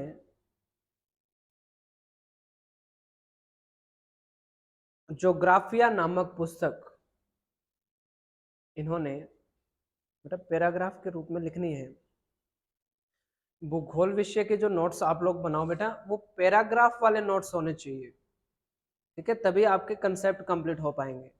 अभी से शॉर्ट नोट्स बनाना शुरू करोगे तो ऐसा कंप्लीट नहीं कर पाओगे बेटा इसको, थ्योरी को कभी भी। तो मैं जहां पर आपको बोलूं टॉपिक चेंज करने के लिए, वहीं आप लोग टॉपिक चेंज करें, और जहां पर रोका जाए वहीं पर रोक दें। ओके, तो क्या लिखा है? ज्योग्राफिया नामक पुस्तक में किया, ठीक है? लिखो इरेटोस्थनीज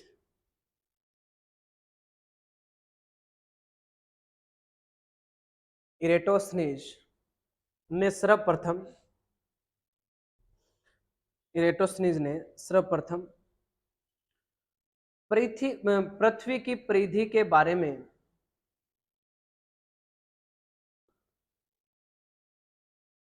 पृथ्वी की परिधि के बारे में लगभग सही आंकड़ा प्रदर्शित किया। लगभग सही आंकड़ा प्रदर्शित किया।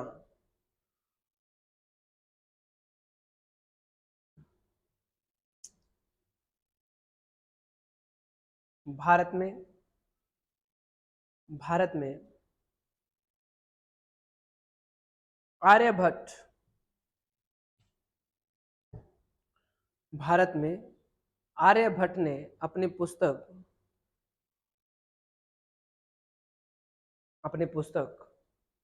कौन सी थी बेटा?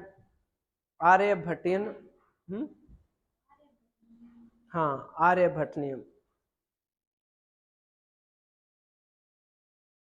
आर्यभट्टनियम में भी भी इरेटोस्थनीज से भी शुद्ध परिधि के बारे में बताया। इसने इरेटोस्थनीज से भी क्या किया था बेटा? शुद्ध परिधि बताई थी, ठीक है? इरेटोस्थनीज से भी शुद्ध परिधि के बारे में बताया गया।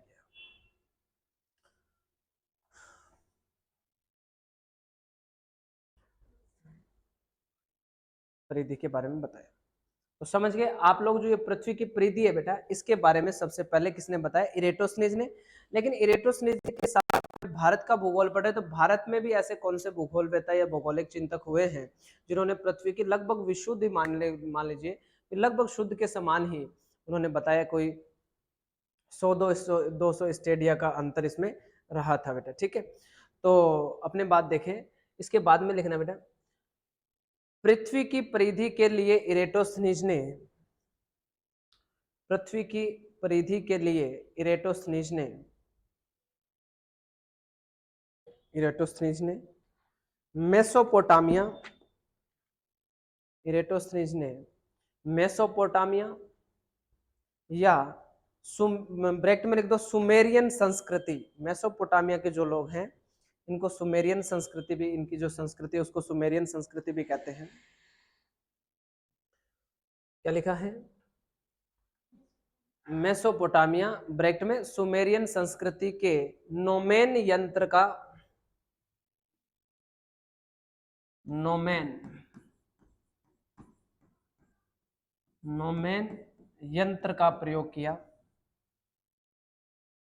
पृथ्वी की परिधि के लिए इरेटोस्थनीज ने मेसोपोटामिया या सुमेरियन संस्कृति के नोमेन यंत्र का प्रयोग किया।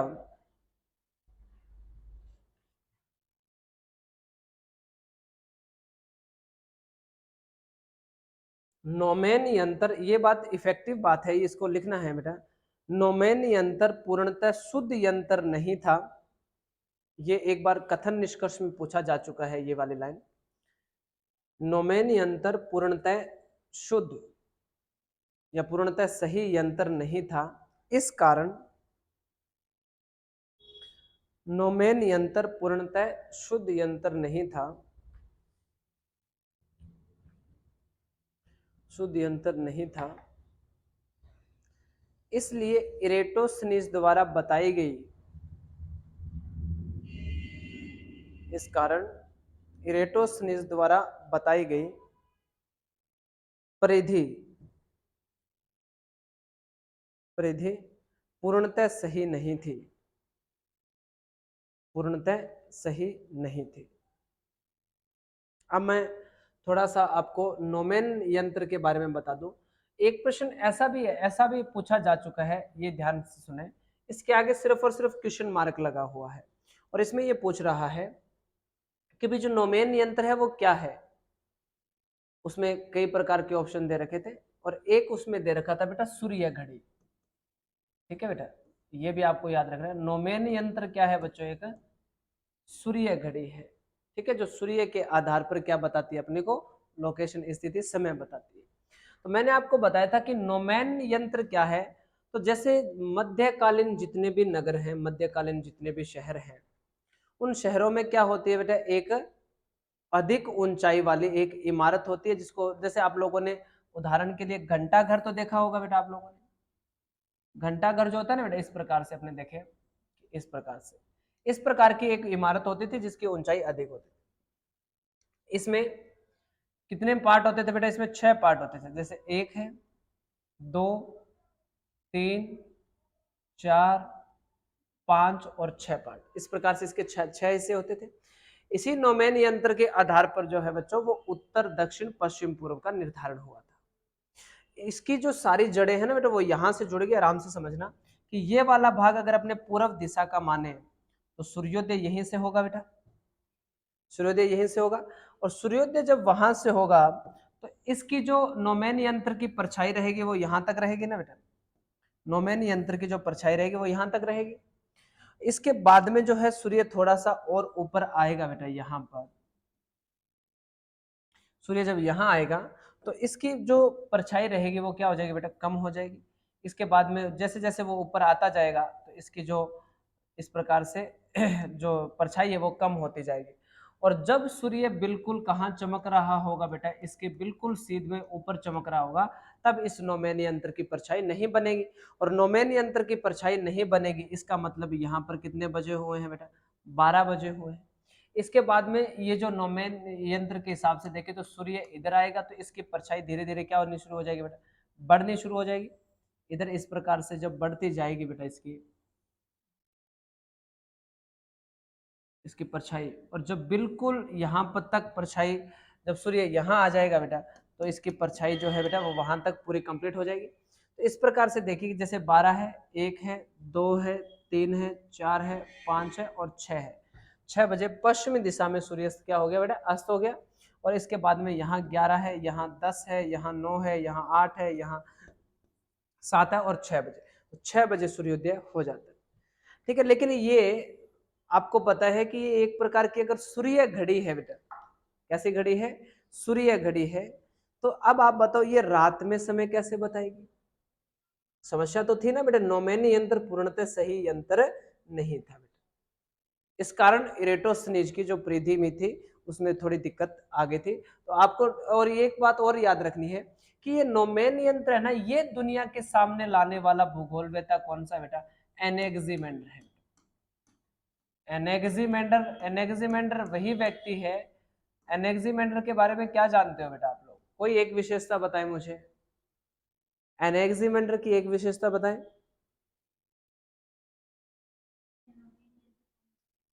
आविष्कार नहीं, ये नोमेन यंत्र को दुनिया के सामने लेके आया था बेटा।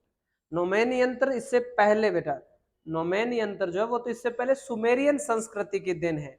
मेसोपोटामिया की, ये जो मेसोपोटामिया, दजला और फ्रात नदी ईरान और इराक में पड़ते हैं। जॉर्डन से इनका उद्गम होता है। यूक्रेटस और टिग्रिस भी कहते हैं नदियों को। तो वो उनके बीच में जो बसी हुई एक विकसित हुई सभ्यता थी मेसोपोटामिया की सभ्यता, और इन्होंने खगोल विज्ञान के अंदर तो बेटा मेसोपोटामिया वाले लोगों ने अहम भूमिका निभाई है बेटा, ये भी आपको थोड़ा याद रखना है। तो ये नौमेन यंत्र हो गया। तो आपने लिख दिया बेटा परिधि के बारे में, इसने परिधि के बारे में बताया था, एक मिनट लिख लीजिए आराम से जैसा आपको समझ में आता है उस प्रकार से।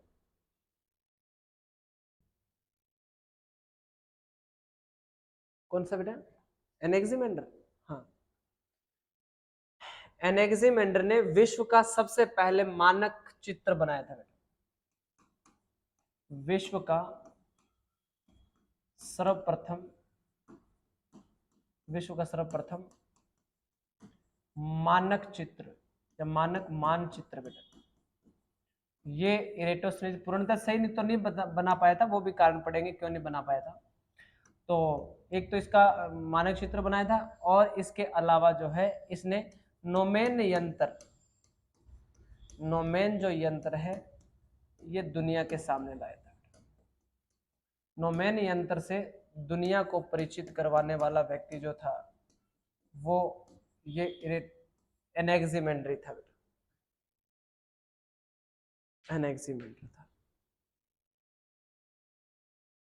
ठीक है, तो ये हमने कुछ बातें, और एक बात और लिखना बेटा कि इरेटोस्थिनीज ग्रीक स्कॉलर, या आप इसको लिख सकते हो यूनानी भूगोलवेता था।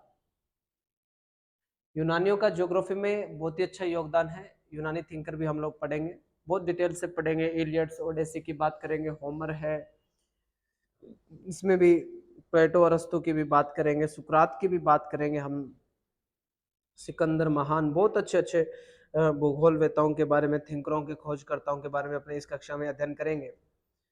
तो लिख लिया बेटा एनेक्सिमेंडर के बारे में, जो भी इसकी 2-3 विशेष बातें थी वो आपको लिखनी थी। अब इसके बाद में लिखिए एच.एफ. टोजर ने, नई लाइन में लिखना, एच.एफ. टोजर ने 500 ईसा पूर्व, एच.एफ. टोजर ने, सीधा लिख लीजिए एच.एफ. टोजर ने, एच.एफ. टोजर ने हिकेटियस को,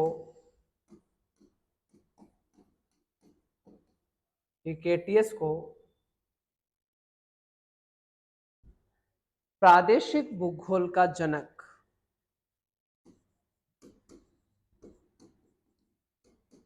प्रादेशिक भूगोल का जनक, या प्रादेशिक भूगोल का जनक, या भूगोल का जनक कहा है, प्रादेशिक भूगोल का जनक या भूगोल का जनक कहा है।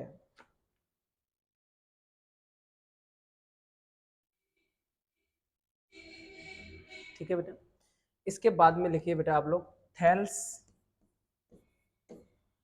थेल्स व एनेक्सिमेंडर,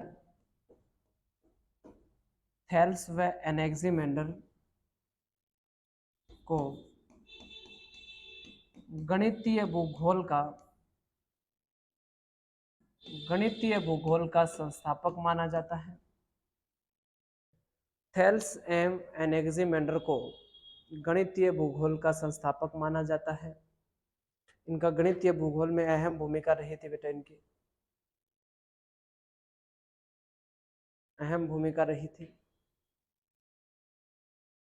ठीक है, इसके बाद में जो अपने को लिखना है ये आप लोगों ने लिखे, अब नोट लगाकर लिखे बेटा भारत भूगोल के जनक, नोट लगाकर लिख दें भारत भूगोल के जनक, भारत भूगोल के जनक जेम्स रेनेल को कहा जाता है। जेम्स रेनेल ये भारतीय भूगोल के जनक कहलाते हैं, और उन्होंने भारत का सर्वप्रथम मानचित्र भी इन्होंने बनाया था। भारत का सर्वप्रथम मानचित्र ये इन्हीं के द्वारा बनाया गया था। भारत का सर्वप्रथम मानचित्र इन्हीं के द्वारा बनाया गया था। तो भारत भूगोल के जनक कौन हो जाएंगे? जेम्स रेनल हो जाएंगे। यहाँ तक समझ में आ गया? ठीक है। अब इसके बाद में लिखना है जो अपने को आगे जो चर्चा करनी है, तो ग्लोब की सबसे पहले हमने परिभाषा पढ़ ली है बेटा, ग्लोब किसे कहा जाता है, क्या विशेषता रहती है ग्लोब की। इसके बाद में हम लोगों ने देखना है अक्षांश और स्थानांतर। तो इसमें एक हेडिंग दीजिए, भारत का, एक हेडिंग लगाइए अक्षांशीय, भारत का अक्षांशीय एवं देशांतरीय विस्तार, अक्षांशीय व देशांतरीय विस्तार, ये आपको हेडिंग रखनी है, भारत का अक्षांशीय व देशांतरीय विस्तार। तो इसमें लिखे किसी भी स्थान की, अक्षांशीय व देशांतरीय विस्तार में लिखे किसी भी स्थान की स्थिति का अध्ययन हेतु, किसी भी स्थान की स्थिति का अध्ययन हेतु हमें,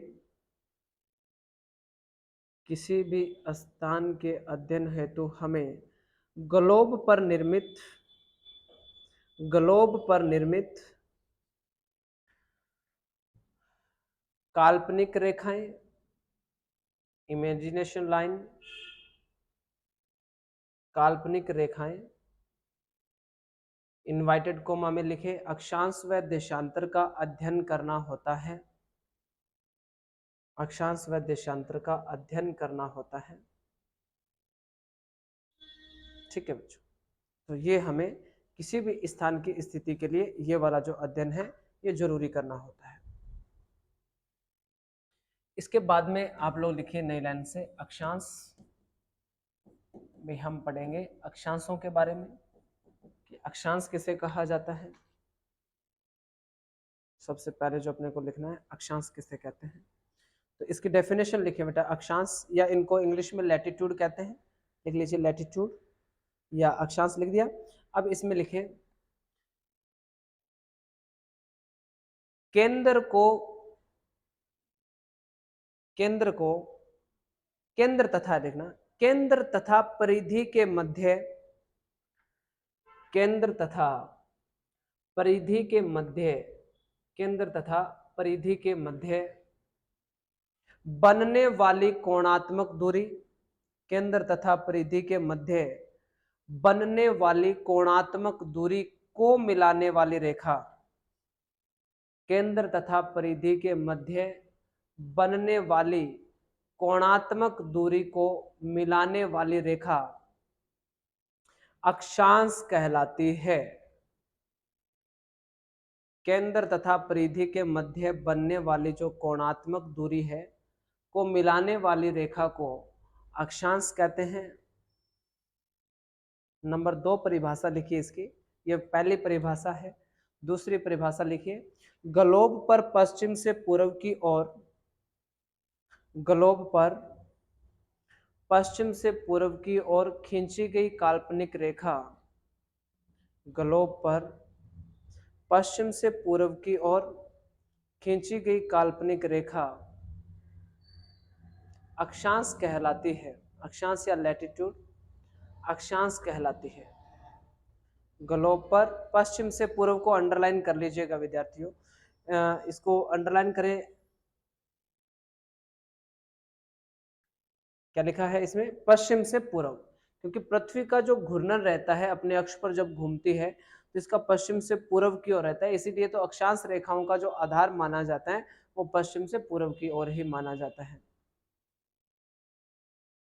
ओके, अब इसके बाद में लिखना बेटा अक्षांश की परिभाषा हम लोगों ने लिख ली है, तो एक इसमें चित्र बना दीजिए आप लोग कि जैसे हम देखें कि ये मान लेते हैं कि ये पृथ्वी है बेटा, और इस पृथ्वी में हम लोग देखें तो ये वाला जो पार्ट रहेगा हमारा, ये वाला, इस वाले पार्ट में आप लोग देखोगे ये वाली जो हमारी पृथ्वी है, इस पर जो जिस प्रकार की रेखा आपने देख रखी है, तो ये वाली पश्चिम दिशा होती है, इधर वाली पूर्व होती है। जैसे एक दो और बना लेते हैं।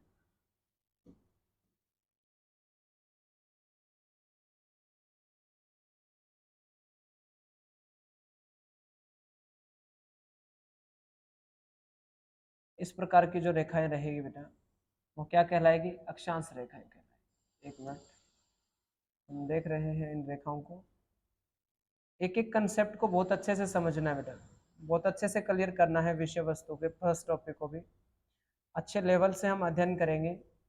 बेसिक से हम जो है वो पूरे सर्वोच्च टॉपिक तक अपने जाने वाले हैं। तो ये देखिए ग्लोब पर इस प्रकार की जो रेखाएं रहती है वो क्या रहती है, अक्षांश रेखाएं अपने को दिखती है। लेकिन ये वास्तव में किस प्रकार की रेखाएं रहती है, तो ये मैं आपको बताता हूँ कि वास्तव में ये रेखाएं किस प्रकार की रहती है। देखो ये हमारी पृथ्वी है बेटा, और ये मान लेते हैं पृथ्वी का केंद्र है, ये इसका केंद्र हो जाएगा। एक बात मैं पहले क्लियर कर देता हूँ, सूर्य के आधार पर, सूर्य की स्थिति के आधार पर है ना बेटा, कौन सी रेखा का निर्धारण हुआ है, भूमध्य रेखा का निर्धारण हुआ है। ये मैं आपको एक्सप्लेन करूंगा, एक एक चीज समझाऊंगा बेटा इसमें कि सर सूर्य की स्थिति के आधार पर भूमध्य रेखा का निर्धारण कैसे किया गया है, या भूमध्य रेखा को भूमध्य रेखा क्यों कहते हैं, या कल हम प्रश्न क्या रहते कि भाई भूमध्य सागर को भूमध्य सागर क्यों कहा जाता है। तो ये सारी बातें हम लोग पढ़ने वाले हैं। इसमें देखो ये जो है पृथ्वी की परिधि है बेटा, ये पृथ्वी की परिधि रहने वाली है, और ये पृथ्वी की परिधि को केंद्र से, ये देखो ये वाली लाइन जो है ये केंद्र को परिधि के साथ मिला रही है, और ये वाली लाइन भी किसको किसके साथ मिला रही है, केंद्र को परिधि के साथ मिला रही है। तो हमने यही पढ़ा था कि केंद्र को परिधि के साथ, केंद्र तथा परिधि के मध्य बनने वाली जो ये कोणात्मक दूरी है, ये इनके बीच में जितने भी डिग्री का कोण बन रहा है बेटा, इस कोणात्मक दूरी को मिलाने वाली रेखा, इस प्रकार से को मिलाने वाली जो रेखा होती है वो क्या कहलाती है बच्चों, अक्षांश कहलाती है। ठीक है बेटा, तो अगर हम माने कि ये 1 डिग्री का कोण बनता है तो ये टोटल कितना डिग्री हो जाएगी बेटा, 1 डिग्री अक्षांश कहलाएगा, 1 डिग्री। इसके पश्चात देखेंगे कि इसके बाद देखें कि ये अगर मान लेते हैं कि केंद्र तथा परिधि के मध्य 2 डिग्री का ये वाला कोण बन रहा है, तो इस कोण को मिलाने वाली ये वाली जो रेखा होगी ये कितने डिग्री अक्षांश कहलाएगी बेटा, ये 2 डिग्री अक्षांश कहलाएगी। समझ गए। इसके बाद में हम बात करेंगे कि जैसे ये जो कोण है, ये वाला जो कोण है ये मान लेते 3 डिग्री का कोण है, तो ये वाली रेखा क्या कहलाएगी बच्चों, ये वाली रेखा 3 डिग्री अक्षांश। ऐसे करते करते टोटल यहां तक कितने डिग्री आते हैं बच्चों, 90 डिग्री आ जाते हैं। तो 90 डिग्री देखो कैसे होते हैं, ये भी आप अपने थोड़ी सी चर्चा अगर इस पर भी करें तो इसमें अपने एक बार देख लेते हैं कि इसमें और भी पार्ट है क्या। ठीक है, अगर नहीं है तो अपने यहाँ इस पर भी देख लें।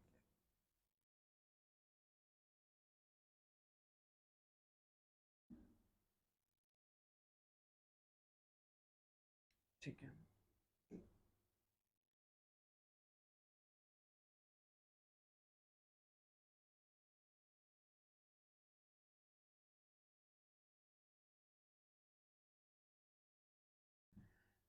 इसमें देखिए बेटा ये वाला जो कोण है ये कितने डिग्री का कोण है बेटा, ये वाला जो कोण है कितने डिग्री का है, 90 डिग्री का कोण है ना, ये वाला 90 डिग्री का कोण रहेगा। तो ये वाला कोण भी कितने डिग्री का रहेगा, 90 डिग्री का कोण रहने वाला है। ठीक है बेटा, तो टोटल डिग्री कितने होते हैं, एक सरल रेखा पर अधिकतम कितने डिग्री का कोण बनता है बेटा, 180 डिग्री का कोण बनता है। तो ये 90 डिग्री का कोण है, ये भी 90 डिग्री का कोण है। तो अब देखो एक तो इस वाले कोण को और एक इस वाले कोण को, ये कितने कोणों को मिला रही है, 2 कोणों को मिला रही है। एक रेखा अपने समान कोण को मिलाएगी, तो 2 को 1 मिला रही है बेटा। तो टोटल ये कोण है कितने, 90 और 90 180 कोण है। एक सरल रेखा पर अधिकतम 180 डिग्री का कोण बनता है। तो ये 180 डिग्री है और 2 को 1 रेखा मिलाती है, तो 2 से भाग दे देंगे। तो 2 से जब आप इसको काटोगे तो ये कितना आ जाएगा बेटा, बराबर में 90 आ जाएगा। तो अपने ऊपर बात करते हैं कि उत्तरी गोलार्ध के अंदर जो इस प्रकार की जो टोटल रेखाएं होगी वो कितनी हो जाएंगी, कितने कोण हो जाएंगे बेटा, 90 डिग्री। यहां तक आते आते कितने कोण हो जाएंगे, 90 डिग्री हो जाएंगे। तो उत्तरी गोलार्ध में यदि 90 है, मैं इसमें अपने बना देते हैं एक अलग से कलर में, कि जैसे ये वाला मान लेते हैं, ये वाली जो रेखा है ये कौन सी रेखा है बच्चों, भूमध्य रेखा। ये बीच वाली जो रेखा है ये भूमध्य रेखा है। इससे ऊपर वाला जो पार्ट रहेगा इतना, इसको अपने इंग्लिश में तो बोलेंगे नॉर्थ हेमिस्फेयर, और या इसको हिंदी में बोल देंगे अपने उत्तरी गोलार्ध, उत्तरी गोलार्ध या नॉर्थ हेमिस्फेयर। और नॉर्थ हेमिस्फेयर में टोटल जो अक्षांश रहते हैं बेटा, अक्षांश जो कोण रहते हैं वो कितने डिग्री रहते हैं, 90 डिग्री रहते हैं। इसके बाद में साउथ हेमिस्फेयर की बात करें, दक्षिणी गोलार्ध की हम लोग अगर बात करें, तो ये जो कोण रहता है ये भी कितने डिग्री के रहेंगे बेटा, 90 डिग्री के रहेंगे। तो 90 डिग्री के अगर रहेंगे तो इसके ऊपर साउथ लगा देंगे, इसके ऊपर नॉर्थ लगा देंगे, और ये वाला जो हो जाएगा ये साउथ हेमिस्फीयर होगा, सदर्न हेमिस्फीयर भी बोल सकते हो, साउथ हेमिस्फीयर, या इसको हम बोलेंगे दक्षिणी गोलार्ध। तो इस प्रकार की रेखाएं जो वो दक्षिणी गोलार्ध में कितनी रहने वाली है बेटा, 90 रहने वाली है, और उत्तरी गोलार्ध में कितनी रहने वाली, 90। तो अपने देखें कि कुल अक्षांश कितने होते हैं, तो कुल अक्षांश 90 degree N plus 90 degree S, मतलब दक्षिण वाले, और ये तो यहां तक होते हैं टोटल 180। अक्षांश अक्षांश की बात कर रहे हैं, ये कोणिक जो बनते हैं ना बेटा, ये 180 बनते हैं। लेकिन अब हम बात करें कि यदि कौन सी रेखा को शामिल किया जाए, भूमध्य रेखा वाले कोण को भी शामिल किया जाए, या भूमध्य रेखा को भी अगर शामिल कर लिया जाए, तब हम लोग क्या लिखते हैं, 90 degree N plus 90 degree S plus 1 equal to 181। जो टोटल अक्षांश हो जाएंगे वो कितने हो जाएंगे बेटा, 181 रहते हैं। अब कुल अक्षांश हमें पता चल गया कि कुल अक्षांश 181 होते हैं, तो distance between B two latitude, दो दिशा अक्षांशों के मध्य जो दूरी है वो कितनी रहती है, तो बताएं। दो अक्षांश रेखाओं के मध्य, दो अक्षांश रेखाओं के मध्य अधिकतम दूरी, दो अक्षांश रेखाओं के मध्य जो है वो अधिकतम दूरी, देखो अकॉर्डिंग इसमें दो मानेंगे बेटा, एक तो हम मानेंगे सीधी 111 किलोमीटर, और एक आती है 111.13 किलोमीटर। ये हमारी जो बुक्स होती है NCERT, इनके अंतर्गत का आंकड़ा रहता है। भी अपने लगभग कहते हैं कि अक्षांश रेखाओं के बीच की दूरी लगभग समान रहती है, पर ये कहीं ना कहीं ऊपर नीचे जो है इनमें अंतर आ जाता है बेटा, अक्षांशों में भी लगभग समान रहती है, लेकिन ये अधिकतम 111.13 तक की जाती है। ठीक है, ये अपने पढ़ेंगे कि कौन से ध्रुव की ओर किस ओर जो है ये बढ़ती है। तो अधिकतम दूरी 111 किलोमीटर की होती है। तो दो अक्षांश रेखाओं के मध्य जो दूरी है, तो लिखिए इसमें अक्षांशों में डेफिनेशन लिख ली थी।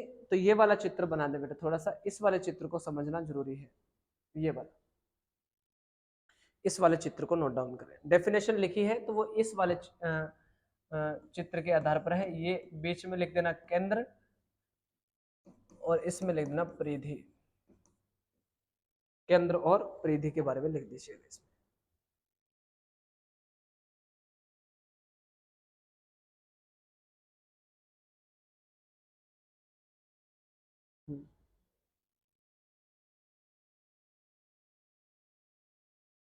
केंद्र और परिधि के बारे में लिख दीजिएगा, लिख दिया, ठीक है। अब इसके बाद में लिखिए कुल देशांतर, फिर कुल अक्षांश, कुल अक्षांश, और कुल अक्षांश में आगे लिख दीजिए 90 plus 90, 90 degree N plus 90 degree S, ऐसे लिखो 90 degree N plus 90 degree S, 90 degree N plus 90 degree S, लिख दिया। प्लस 1 लिखवाया क्या आपको, लिखने का बोला गया था आपको कि भी आप लोग लिख लीजिए +1, नहीं बोला गया ना, नहीं लिखना है। तो लिखो इसको काट के वापस से 90 degree N plus 90 degree S equal to 180, 180।